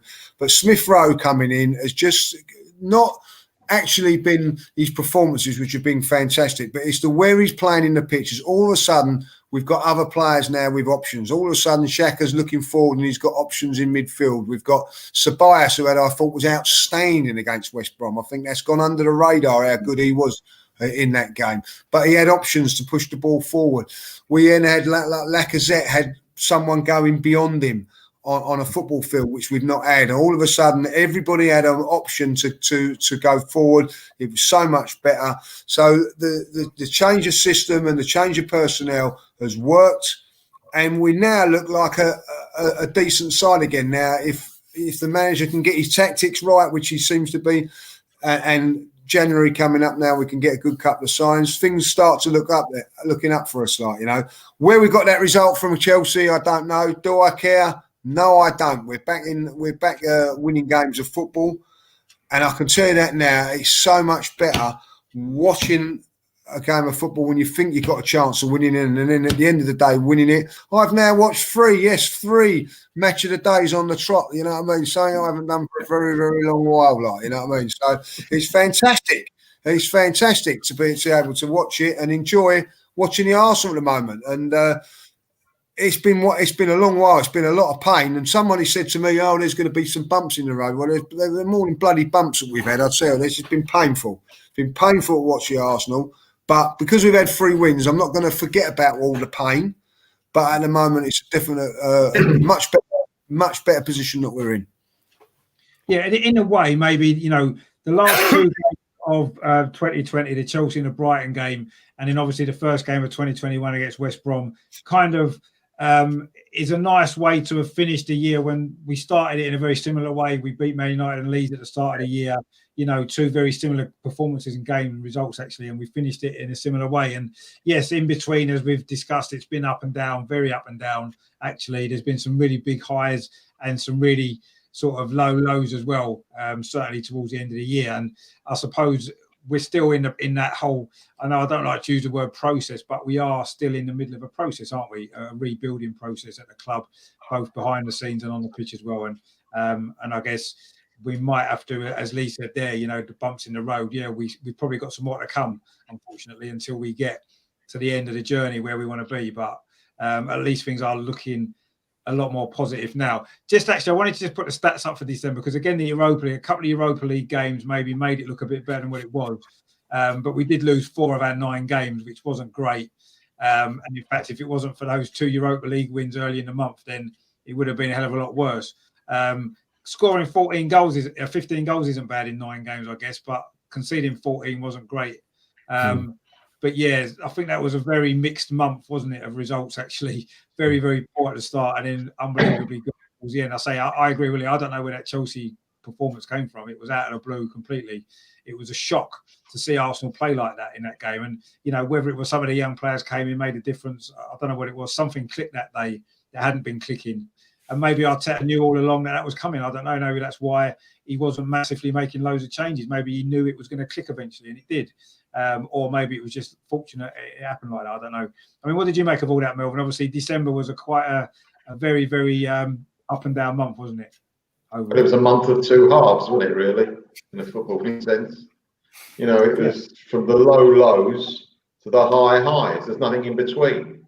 Well, what upset me in the Spurs game, you were doing the watch along, Ryan. I was on your watch along, and someone in the watch along says after about 10 minutes, Spurs game, we're doing all right. And you can see what was going to happen. You could just see, you knew that it weren't all right. I said, if I'm seeing it, the manager's got to see it, the players have got to see it, and that was very disappointing for me. But you know what? You're as good as your next result or your last result. Either way, I'm smiling. I'm very happy now. Much happier to be for a long time. So I'm looking forward to every game now. Bring it on. Yeah, and luckily we just found out that we are still going to be playing, so we can look forward to the games as well, which is good.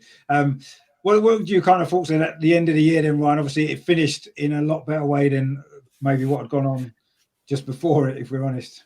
Yeah, well, yeah, as you said, it sort of the form of November continued into December, and I think, no, as you said, when's the next win coming from? And that what concerned me going back to the North London derby as well, not just the performance and the players, the down tools and certain players just not bothering, basically, not showing that passion, that pride of knowing what it meant to us at home, even though we're not there.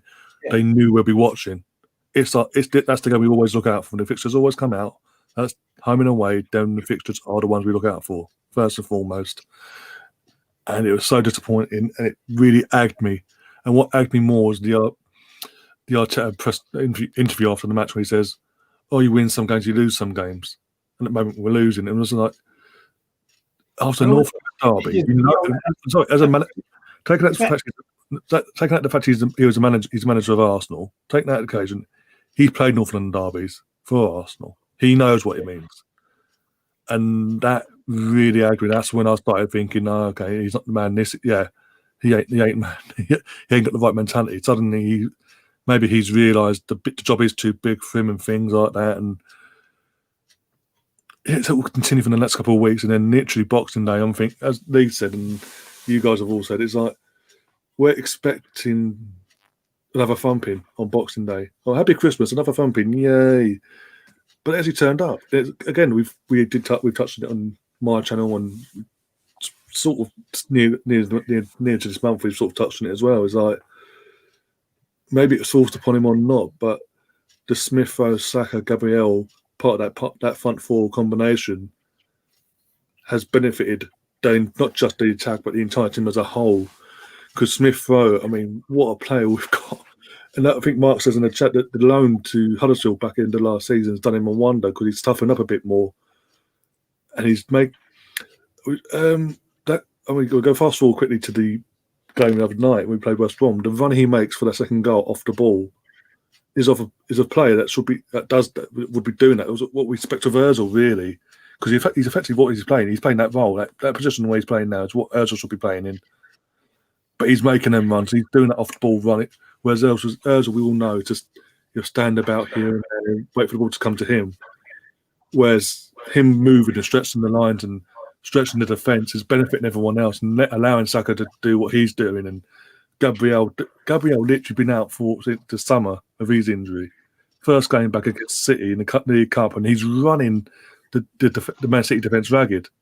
Yeah. And suddenly it's that But it's them performances that have maybe put a rocket up the experience, the Lacazettes and the backside, because suddenly it's like, oh, hang on, they're embarrassing us here. We need to sort of up our game as well. And it's been a benefit. And the fact that with Woody Yan and David Luiz coming back from whatever illness or whatever was wrong at the time, the fact that Arteta's then stuck with the youth anyway, he's allowed, apart from Martinelli, he rested because of the injury side of it. He's rested, but he's on the bench, but he hasn't replaced him with Woody Yan, and it's Smith Rowe still starting, Saka still starting. It's like I said, it's like we've always said, it's like we always say, if it ain't broke, don't need to fix it. And at the moment, it doesn't need fixing. We're winning games, and this. Look, we're going to lose games. Look, we are going to lose games throughout this season and further on throughout other seasons, etc. But it's performances. First and foremost, performance. We want our players to give it their all on the pitch, no matter what. If they lose, we can say, you know what, you've left it on the pitch. You gave everything you could. Then you can't complain then. But I think having them players come through as well, for an Arsenal fan, and having it's them that's sort of giving the players a kick at the backside that haven't been performed for the last month and a half prior, means so much more for me as an Arsenal fan, because they've come through the academy straight from literally youth, literally the kids level all the way through. So they do love Arsenal. They do know what it means to play for the club, and they do cherish it. They're playing with that no fear factor, and it's rubbing off on everyone. I mean, I know he didn't come through our usage, but I actually think that the return of Martinelli is giving everyone a lift. You could see the difference he made against Manchester. I know we ended up losing that game and he got injured, but the lift that he gave everybody seemed to have a knock-on effect. And maybe that's where the Chelsea performance came from. Maybe it was Martinelli being back that gave everyone a lift. I don't know what it was, but yeah, it clicked finally at the end of the year. I mean, I want to just quickly, before we go on to the final kind of part of this, if you look at the statistics for the whole year for 2020, right? This was what it was. We played 52, won 29, drew 9, lost 14, scored 88 and conceded 54, which on the base of it actually doesn't look that bad, does it? And you think, okay, you know, considering the problems that we had, that's not that bad. But then when you break it down, so if we look first of all then at just the league games, that's nearly a full season's worth of league games, 15 wins and 12 defeats. That would be 52 points over 34 games, which is nearly a full season. Scored only 46 goals, conceded 37. You know, and when you then look at the cup games, it's got Arteta out of jail a little bit. In fact, at that 2 draws, we both won on penalties. So technically, it's 16 wins and 2 losses, and that's been the saviour really, because without those great cup performances and great cup wins, the whole year statistics would look quite poor, actually, wouldn't they? The Premier League statistics, I think that is actually quite bad. 34 games, only won 15 and lost 12. I mean, I think that's poor, isn't it? Not good enough. No, it's not good enough. That's Arteta's first 12 months in the job, and it isn't good enough. And, you know, yes, Thomas Partey is going to be coming back. We can be a little bit optimistic about that. We've just had a couple of good results. But when we look at the year overall, certainly in the Premier League, it's been a very average, not even average. You couldn't even call it average, I don't think. I mean, it's not even that good. Below average, yeah. It's a below average performance. Yeah, it has been overall. And I say the cup games have maybe saved Mikel Arteta and certainly bought him more time, winning the FA Cup, and then obviously the great results in the Europa League against, as we've said before, poor teams that we should rightly have beaten. Anyway, what I wanted to finish it with, I wanted to do a few little awards, a little sort of 2020 awards, just a few little quick things that we can just. I've got your bow tie on, do I, Richard? Yeah, you need your tie on, yeah, just because you've got to make your speech. Why don't we start with a nice positive good one?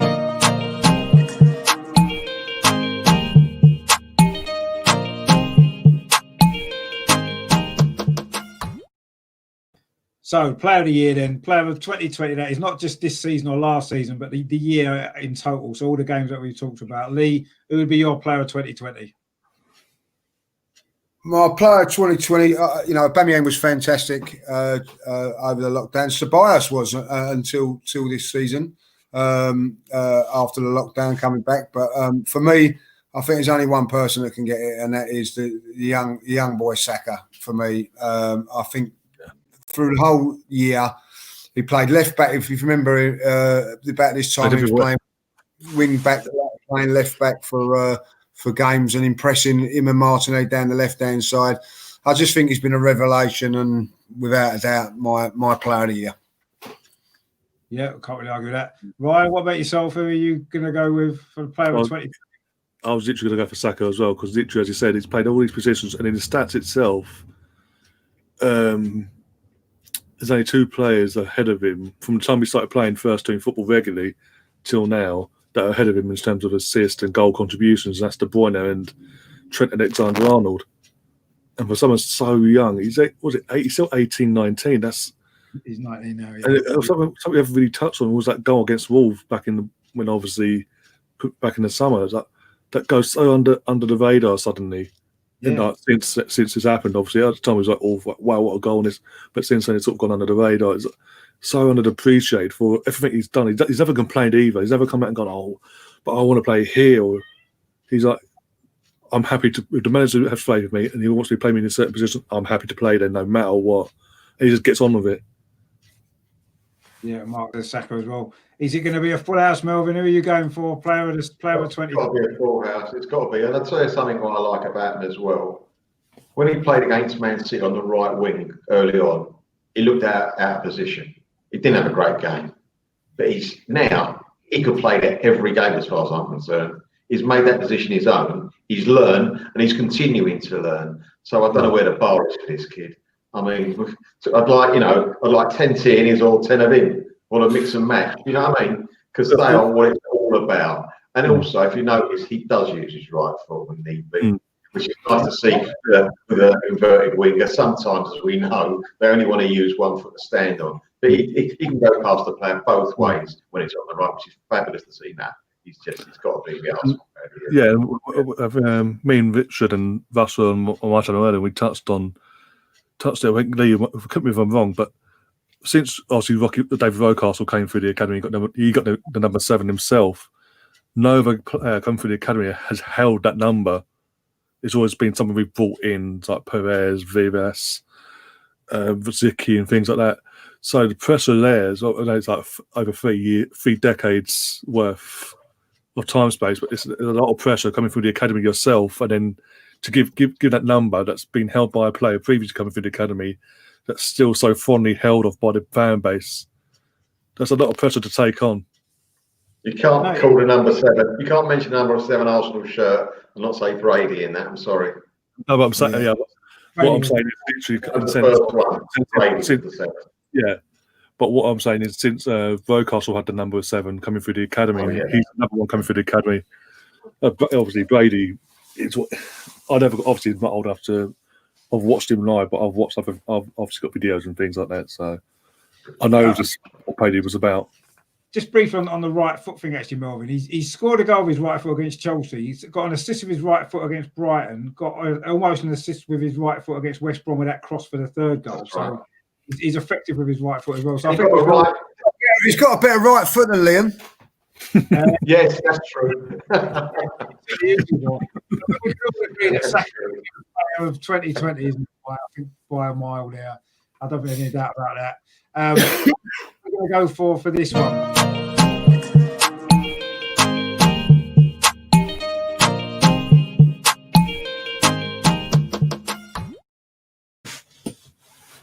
Lee, what do you think about what was your moment of 2020?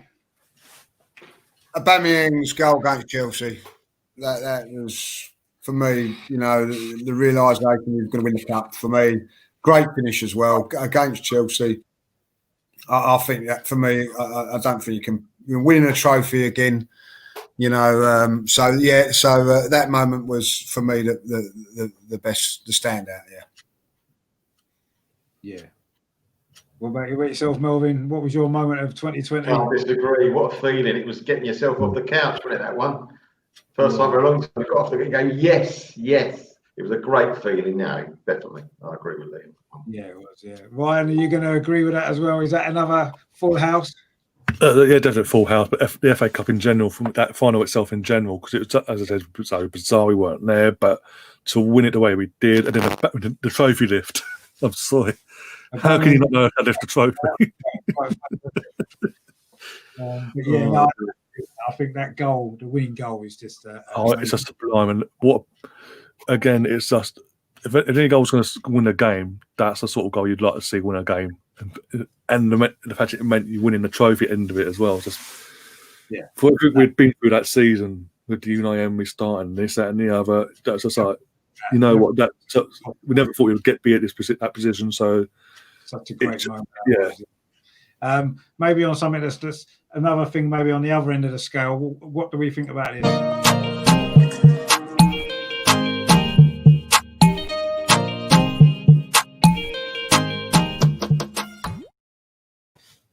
So, which players disappointed us most this year, Lee? What's been your biggest disappointment? Which players disappointed you the most? Do you know what I'm the most disappointing player for me is Pepe. He's just not gone on the way that I've felt that he should be. So much ability, so much talent, but he's just not fulfilling it. And at this moment in time, he's not even in the team. He's not contributing. And I just think he's been a big disappointment. And I like him with as a player. I think he's got tremendous skills. It just doesn't do enough for me. And I'm sorry. So Nicolas Pepe for me. Yeah, I probably would agree with that as well. Melvyn, what about yourself? Yeah, I do agree with that. Shane he went firstly. I wanted to get one in front of him. No, I'll tell you why. I'll tell you why Pepe for me. Because out of all the players that have been playing poorly, I quite expect them to play poorly. Yeah, that's a great point. That's a great point. Yeah. With Pepe, expect more of him. Yeah, I expect more of him, and I'm disappointed more than any other player because of that. Yeah, that's a great point. Yeah. No, I agree. Ryan, what about you? Would be your another clean sweep? I think as Melvyn hits up the head, literally, there's other players in the fold, obviously, but you expect it from them. Whereas with him, it's just like really, he's got so much skill that to his disposal, and you see it in glimpses as well, and then he goes off again. It's just like it's so disappointing. And yeah, I mean, taking the price tag out of the equation, I'm sorry, literally it's just it does frustrate me. Technically, he's a very gifted player. There's no doubt about that. It just, for whatever reason, it's just not going in the Premier League. It's just not clicking. Isn't enough. He's just not consistent enough. He's another confidence player. Stupid things and fall over. Yeah, it just seems like another confidence player. I really wanted to say Hector Bellerin, but again, we expect it of Hector because again we were used to being him. 1 minute he's good, and then the next minute he's crap, and back and forth. It's just like. I mean, I would just want to add in. I agree. Nicolas Pepe is the most disappointing player here. I just want to add in really Willian. I've been really disappointed with him. I was quite excited when we signed him. I thought we could do a decent job for us. He's been really, really disappointing. Yeah, he's lived up to what I expected of him at all. So I would maybe add him in as well as a possibility. But yeah, Pepe wins that one, I think, quite convincingly as well.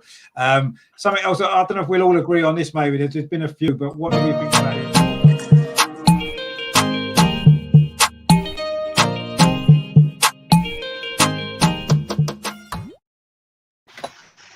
I mean, there's quite a few to choose from, perhaps, if we think about it. But what would you go for on that then, Lee? The worst moment of the year? Well, the Brighton game was bad.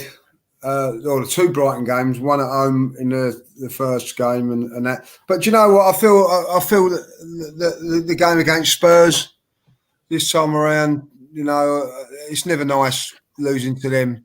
But just the manner of the way we lost to them this time around was disappointing for me. Very, very disappointing. I can't stand them. I don't like them, and I don't like ever to lose to them. But the manner in way we lost to them this time around, and I think we was at an all-time low going into that after that game. We was in a poor run of form as well. Yeah, so that would be it for me. I was very, very much at my lowest there, and you know, it pains me to say it. You know, I didn't want Mikel Arteta to be the manager no more. So I was a very, very low part of supporting Arsenal at the time as well. So that would probably be it for me. Well, yeah, no, I totally understand that completely. Melvyn, what about yourself? What was your kind of worst moment of the year? It was during the game, the Spurs game, not the game itself. The game itself obviously was poor, very disappointed. But I thought player management with the Arsenal bringing Partey back too quickly. There was talk about bringing him back. We thought, hold on a minute, is he fit? That's number one. And number two, Martinelli the other day. He didn't take him off straight away when he against Man City, and he brought him on for the second half. I mean, I thought, well, this is our future. We've got to not wrap him in cotton wool. We've got to look after player management. And I thought, if the backroom staff and Mikel Arteta are treating players like that, that's not right. You've got to look after your players. I know we're in a desperate situation, but whether he played against Spurs or not, the way the team was playing, it wasn't going to make that much difference, right? And I think he made a bad call on that. If you're going to have one of your best, the most, well, forget that expensive, your best influential players, you take a risk. You shouldn't do a risk like that. It wasn't as if it was the last game of the season and we had to stay up. It wasn't like a semi-final of the FA Cup or the FA Cup final. It was a league game against our biggest rivals. We don't want to get beat. Unbelievable, I know that. But to take that risk in that game, because at the end of the day, we know if we'd have lost the Spurs, drawn or won, had we won, we would have actually got a bit more confidence. Would that have carried through? I don't know. But it wouldn't have made that much difference with a draw to get beat or win to what it might have been if this player might have been out for 6 months. So I thought that was bad player management, and again, with Martinelli, the way they did it with him. Yeah, it's fair enough. What was your worst moment of the year? I was going to say Olympiacos, but then listening to you guys, again, after the initial, because the North London derby, the first one, obviously, at the two we played them, was bad because it was, again, down to our individual mistakes, but the way we lost recently to them hurt more than ever before, and to the point I just didn't want to do anything. I was just like, I wanted to switch off and be like, okay, it is what it is. And what was more weird about the Partey situation as well, that 7 days prior to that game, we're all being told that Partey's not going to be playing for Arsenal until till now. Yeah. He wouldn't be back. He wouldn't be training till now. Things like that. And you fast forward 6-7 days, and he's like, oh, he's in the lineup, and then as they're attacking for the second goal, getting ready to attack, he's hopping off with one leg, and Arteta sees him hopping off and turns around and bollocks him and throws him back on.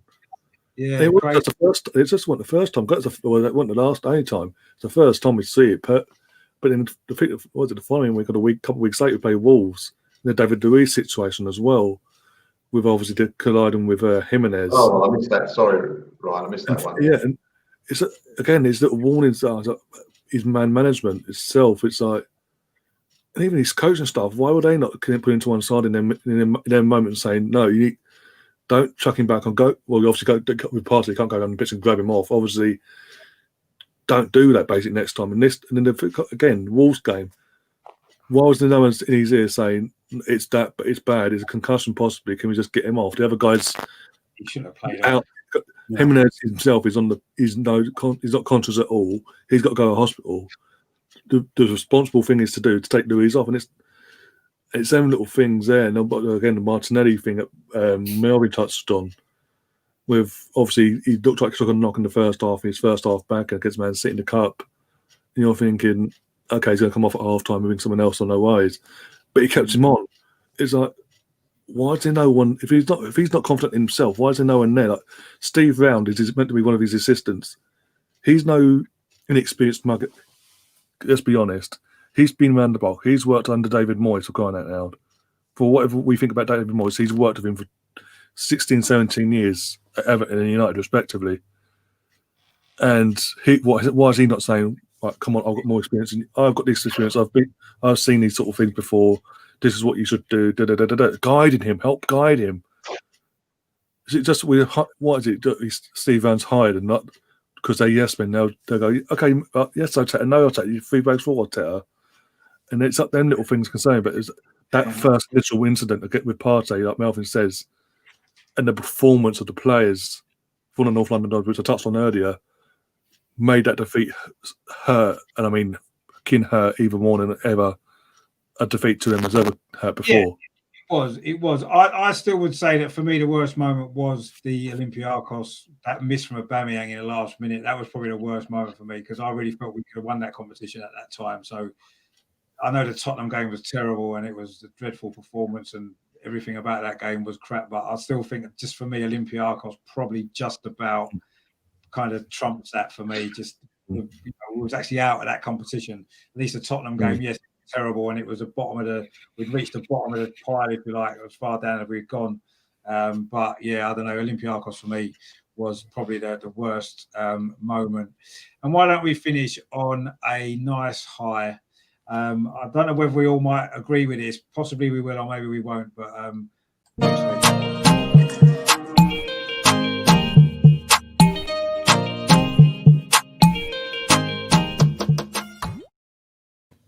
I guess there's not a lot of competition maybe for this, but there's one or two that stand out for me. I think I know what Lee's going to say.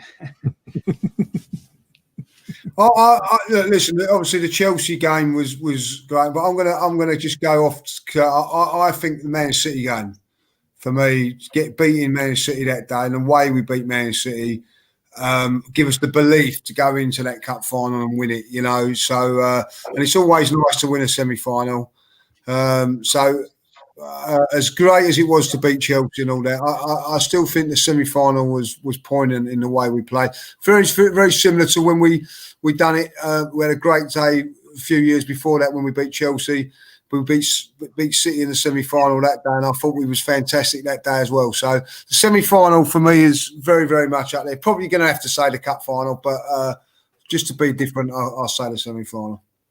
Yeah, well, I don't think really both of those two were fantastic. I mean, there's a couple of others as well for me. But Melvyn, what about yourself? What one would just take it for you for the match of the... I mean, both there's a paper thin between the two of them, really. Both happy, very happy about both of those victories and the way we play. Not a lot of difference between them, apart from the Chelsea one, I suppose. We're 1-0 down, which is fantastic to make it come back. And also, he got something at the end of it, an actual cup. So, yeah, just the final. Yeah. What about yourself, Ryan? Which game for you would be the one? I think for me, I'll go with Lee and say the semi-final because it was City, and we'd not long played him as well in the league, and the battering that obviously we got in result-wise, and obviously media gave our tear because we lost 3-0. To then come back, have that meant not have it affect him and the players, and then David Luiz as well in that semi-final after all the crap that he had to deal with because of his mistakes as well. And then come back in that semi-final, and they had to not just obviously David Luiz as a whole, but the whole team itself. The performance was fantastic. It was literally had no in. Obviously, it gave us that glimpse of what could have been a few weeks prior if there hadn't been injuries and things like. Because we saw little glimpses before them injuries obviously happened in the first 10-15 minutes. We saw little glimpses of what the Arteta plan was up against Man City. And then obviously happened to happen in the league, but obviously fast forward to that semi-final, and he would actually, because of the luck of not having them injuries come back and bite us again, we actually saw for the full 90 minutes that plan that would have been in place beforehand, and they executed it to a T, and it sort of helped Arteta believe in himself more than anything, and the players, and because it's Man City and because of what they were at the time, believe in him, and it all then contributes to the final as well. But yeah, I think that's a City because of obviously what happened prior, a couple of weeks prior to that.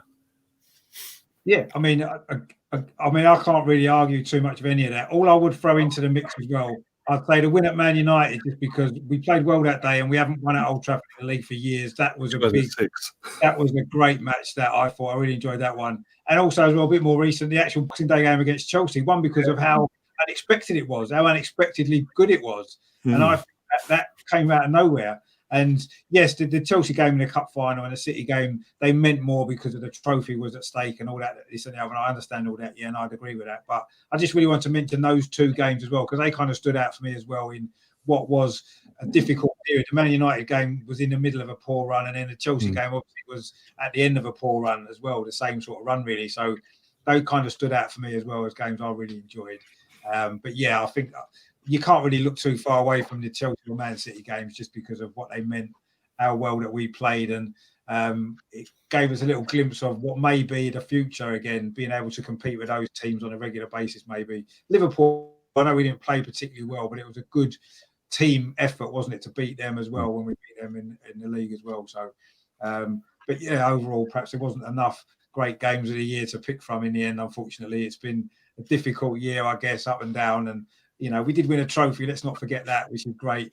And we did at least end the year on a high as well. And we've gone into the new year on a high, certainly on the pitch, although the news tonight hasn't been too great, has it? I think that's been a little bit of a downer for everybody. But anyway, it's what it is, isn't it? So, but yeah, that was a look back then on 2020 from an Arsenal perspective. Some good memories and some bad memories, and just it is what it is. And luckily, we've ended the year on a high, and hopefully it was all good to kind of get rid of 2020 out of our system now and move into new year, which hopefully at some stage will get a bit better, but we'll see. Obviously, thanks to you guys for coming on, Lee. Absolute pleasure as always to have you on.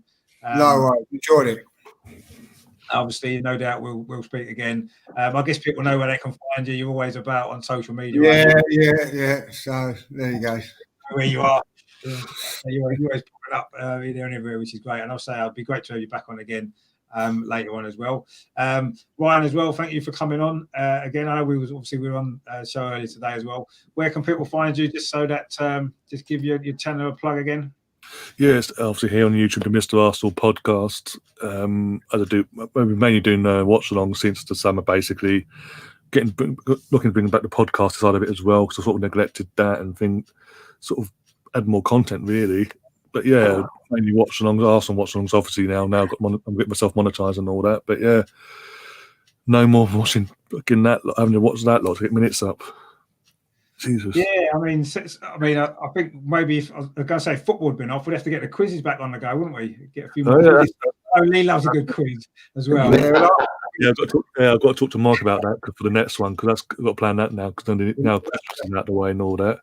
Yeah, so once I spoke to Mark, I'll let you guys know straight away. But yeah, I was kind of thinking that when football might have been off, at least we can get the quizzes on again, I suppose, if nothing else. They'll fit them in still. Yeah, we'll work it. I really love the quiz. Especially when he's losing. What about yourself, Melvyn? Again, thanks for coming on again. I know you're on the. Thanks again for inviting me. Really enjoyed it. Melvyn, the only way is Arsenal. Mark, I'm on your channel, Richard, pre-match with someone from the other team, the opposing team. We have a good little laugh with that. That's quite interesting. Talking about the old times. And on Ryan's channel, you can't get rid of me either. So thanks, boys. Really enjoy it. And on my channel, you get to see a different side of Melvyn as well. I want to go back because some people are about to meet. You don't want to. Thanks for in the chat as well. Obviously, Russ and Mark and Gary was in as well, and a few others as well. Thanks for watching. Rich as well, the Man United fan. He's got a good channel. It's called Rich Sports, actually. Just have a look at that as well. He doesn't just do Man United, he does other Premier League stuff as well. So that's a good channel as well. So tune into that as well. Ben was in earlier as well. So thanks to everyone for watching. Thanks for you guys for joining me. That was 2020. And hopefully 2021, we'll be back this time next year to look at an even better year with even more trophies for Arsenal and more great stuff as well, more great memories. But let's keep our fingers crossed for that. So thanks everybody. So if you haven't done so, please subscribe to the channel. Please stay tuned. Loads of stuff coming up. Looking forward now to the Newcastle game, which is going ahead as far as we know so far. So I'll be doing some stuff for that. Try and get a Newcastle fan. And I know quite a few that are quite keen to come on. So hopefully we can get a Newcastle fan on as well, which will be quite good. Yeah, thanks for watching, Mark. Cheers for the support as well. Great to have you on. So yeah, thanks for everyone, and stay tuned. And in the meantime, of course, as always, come on, you Gunners! Come on, 2021's our year. Come on, we know it.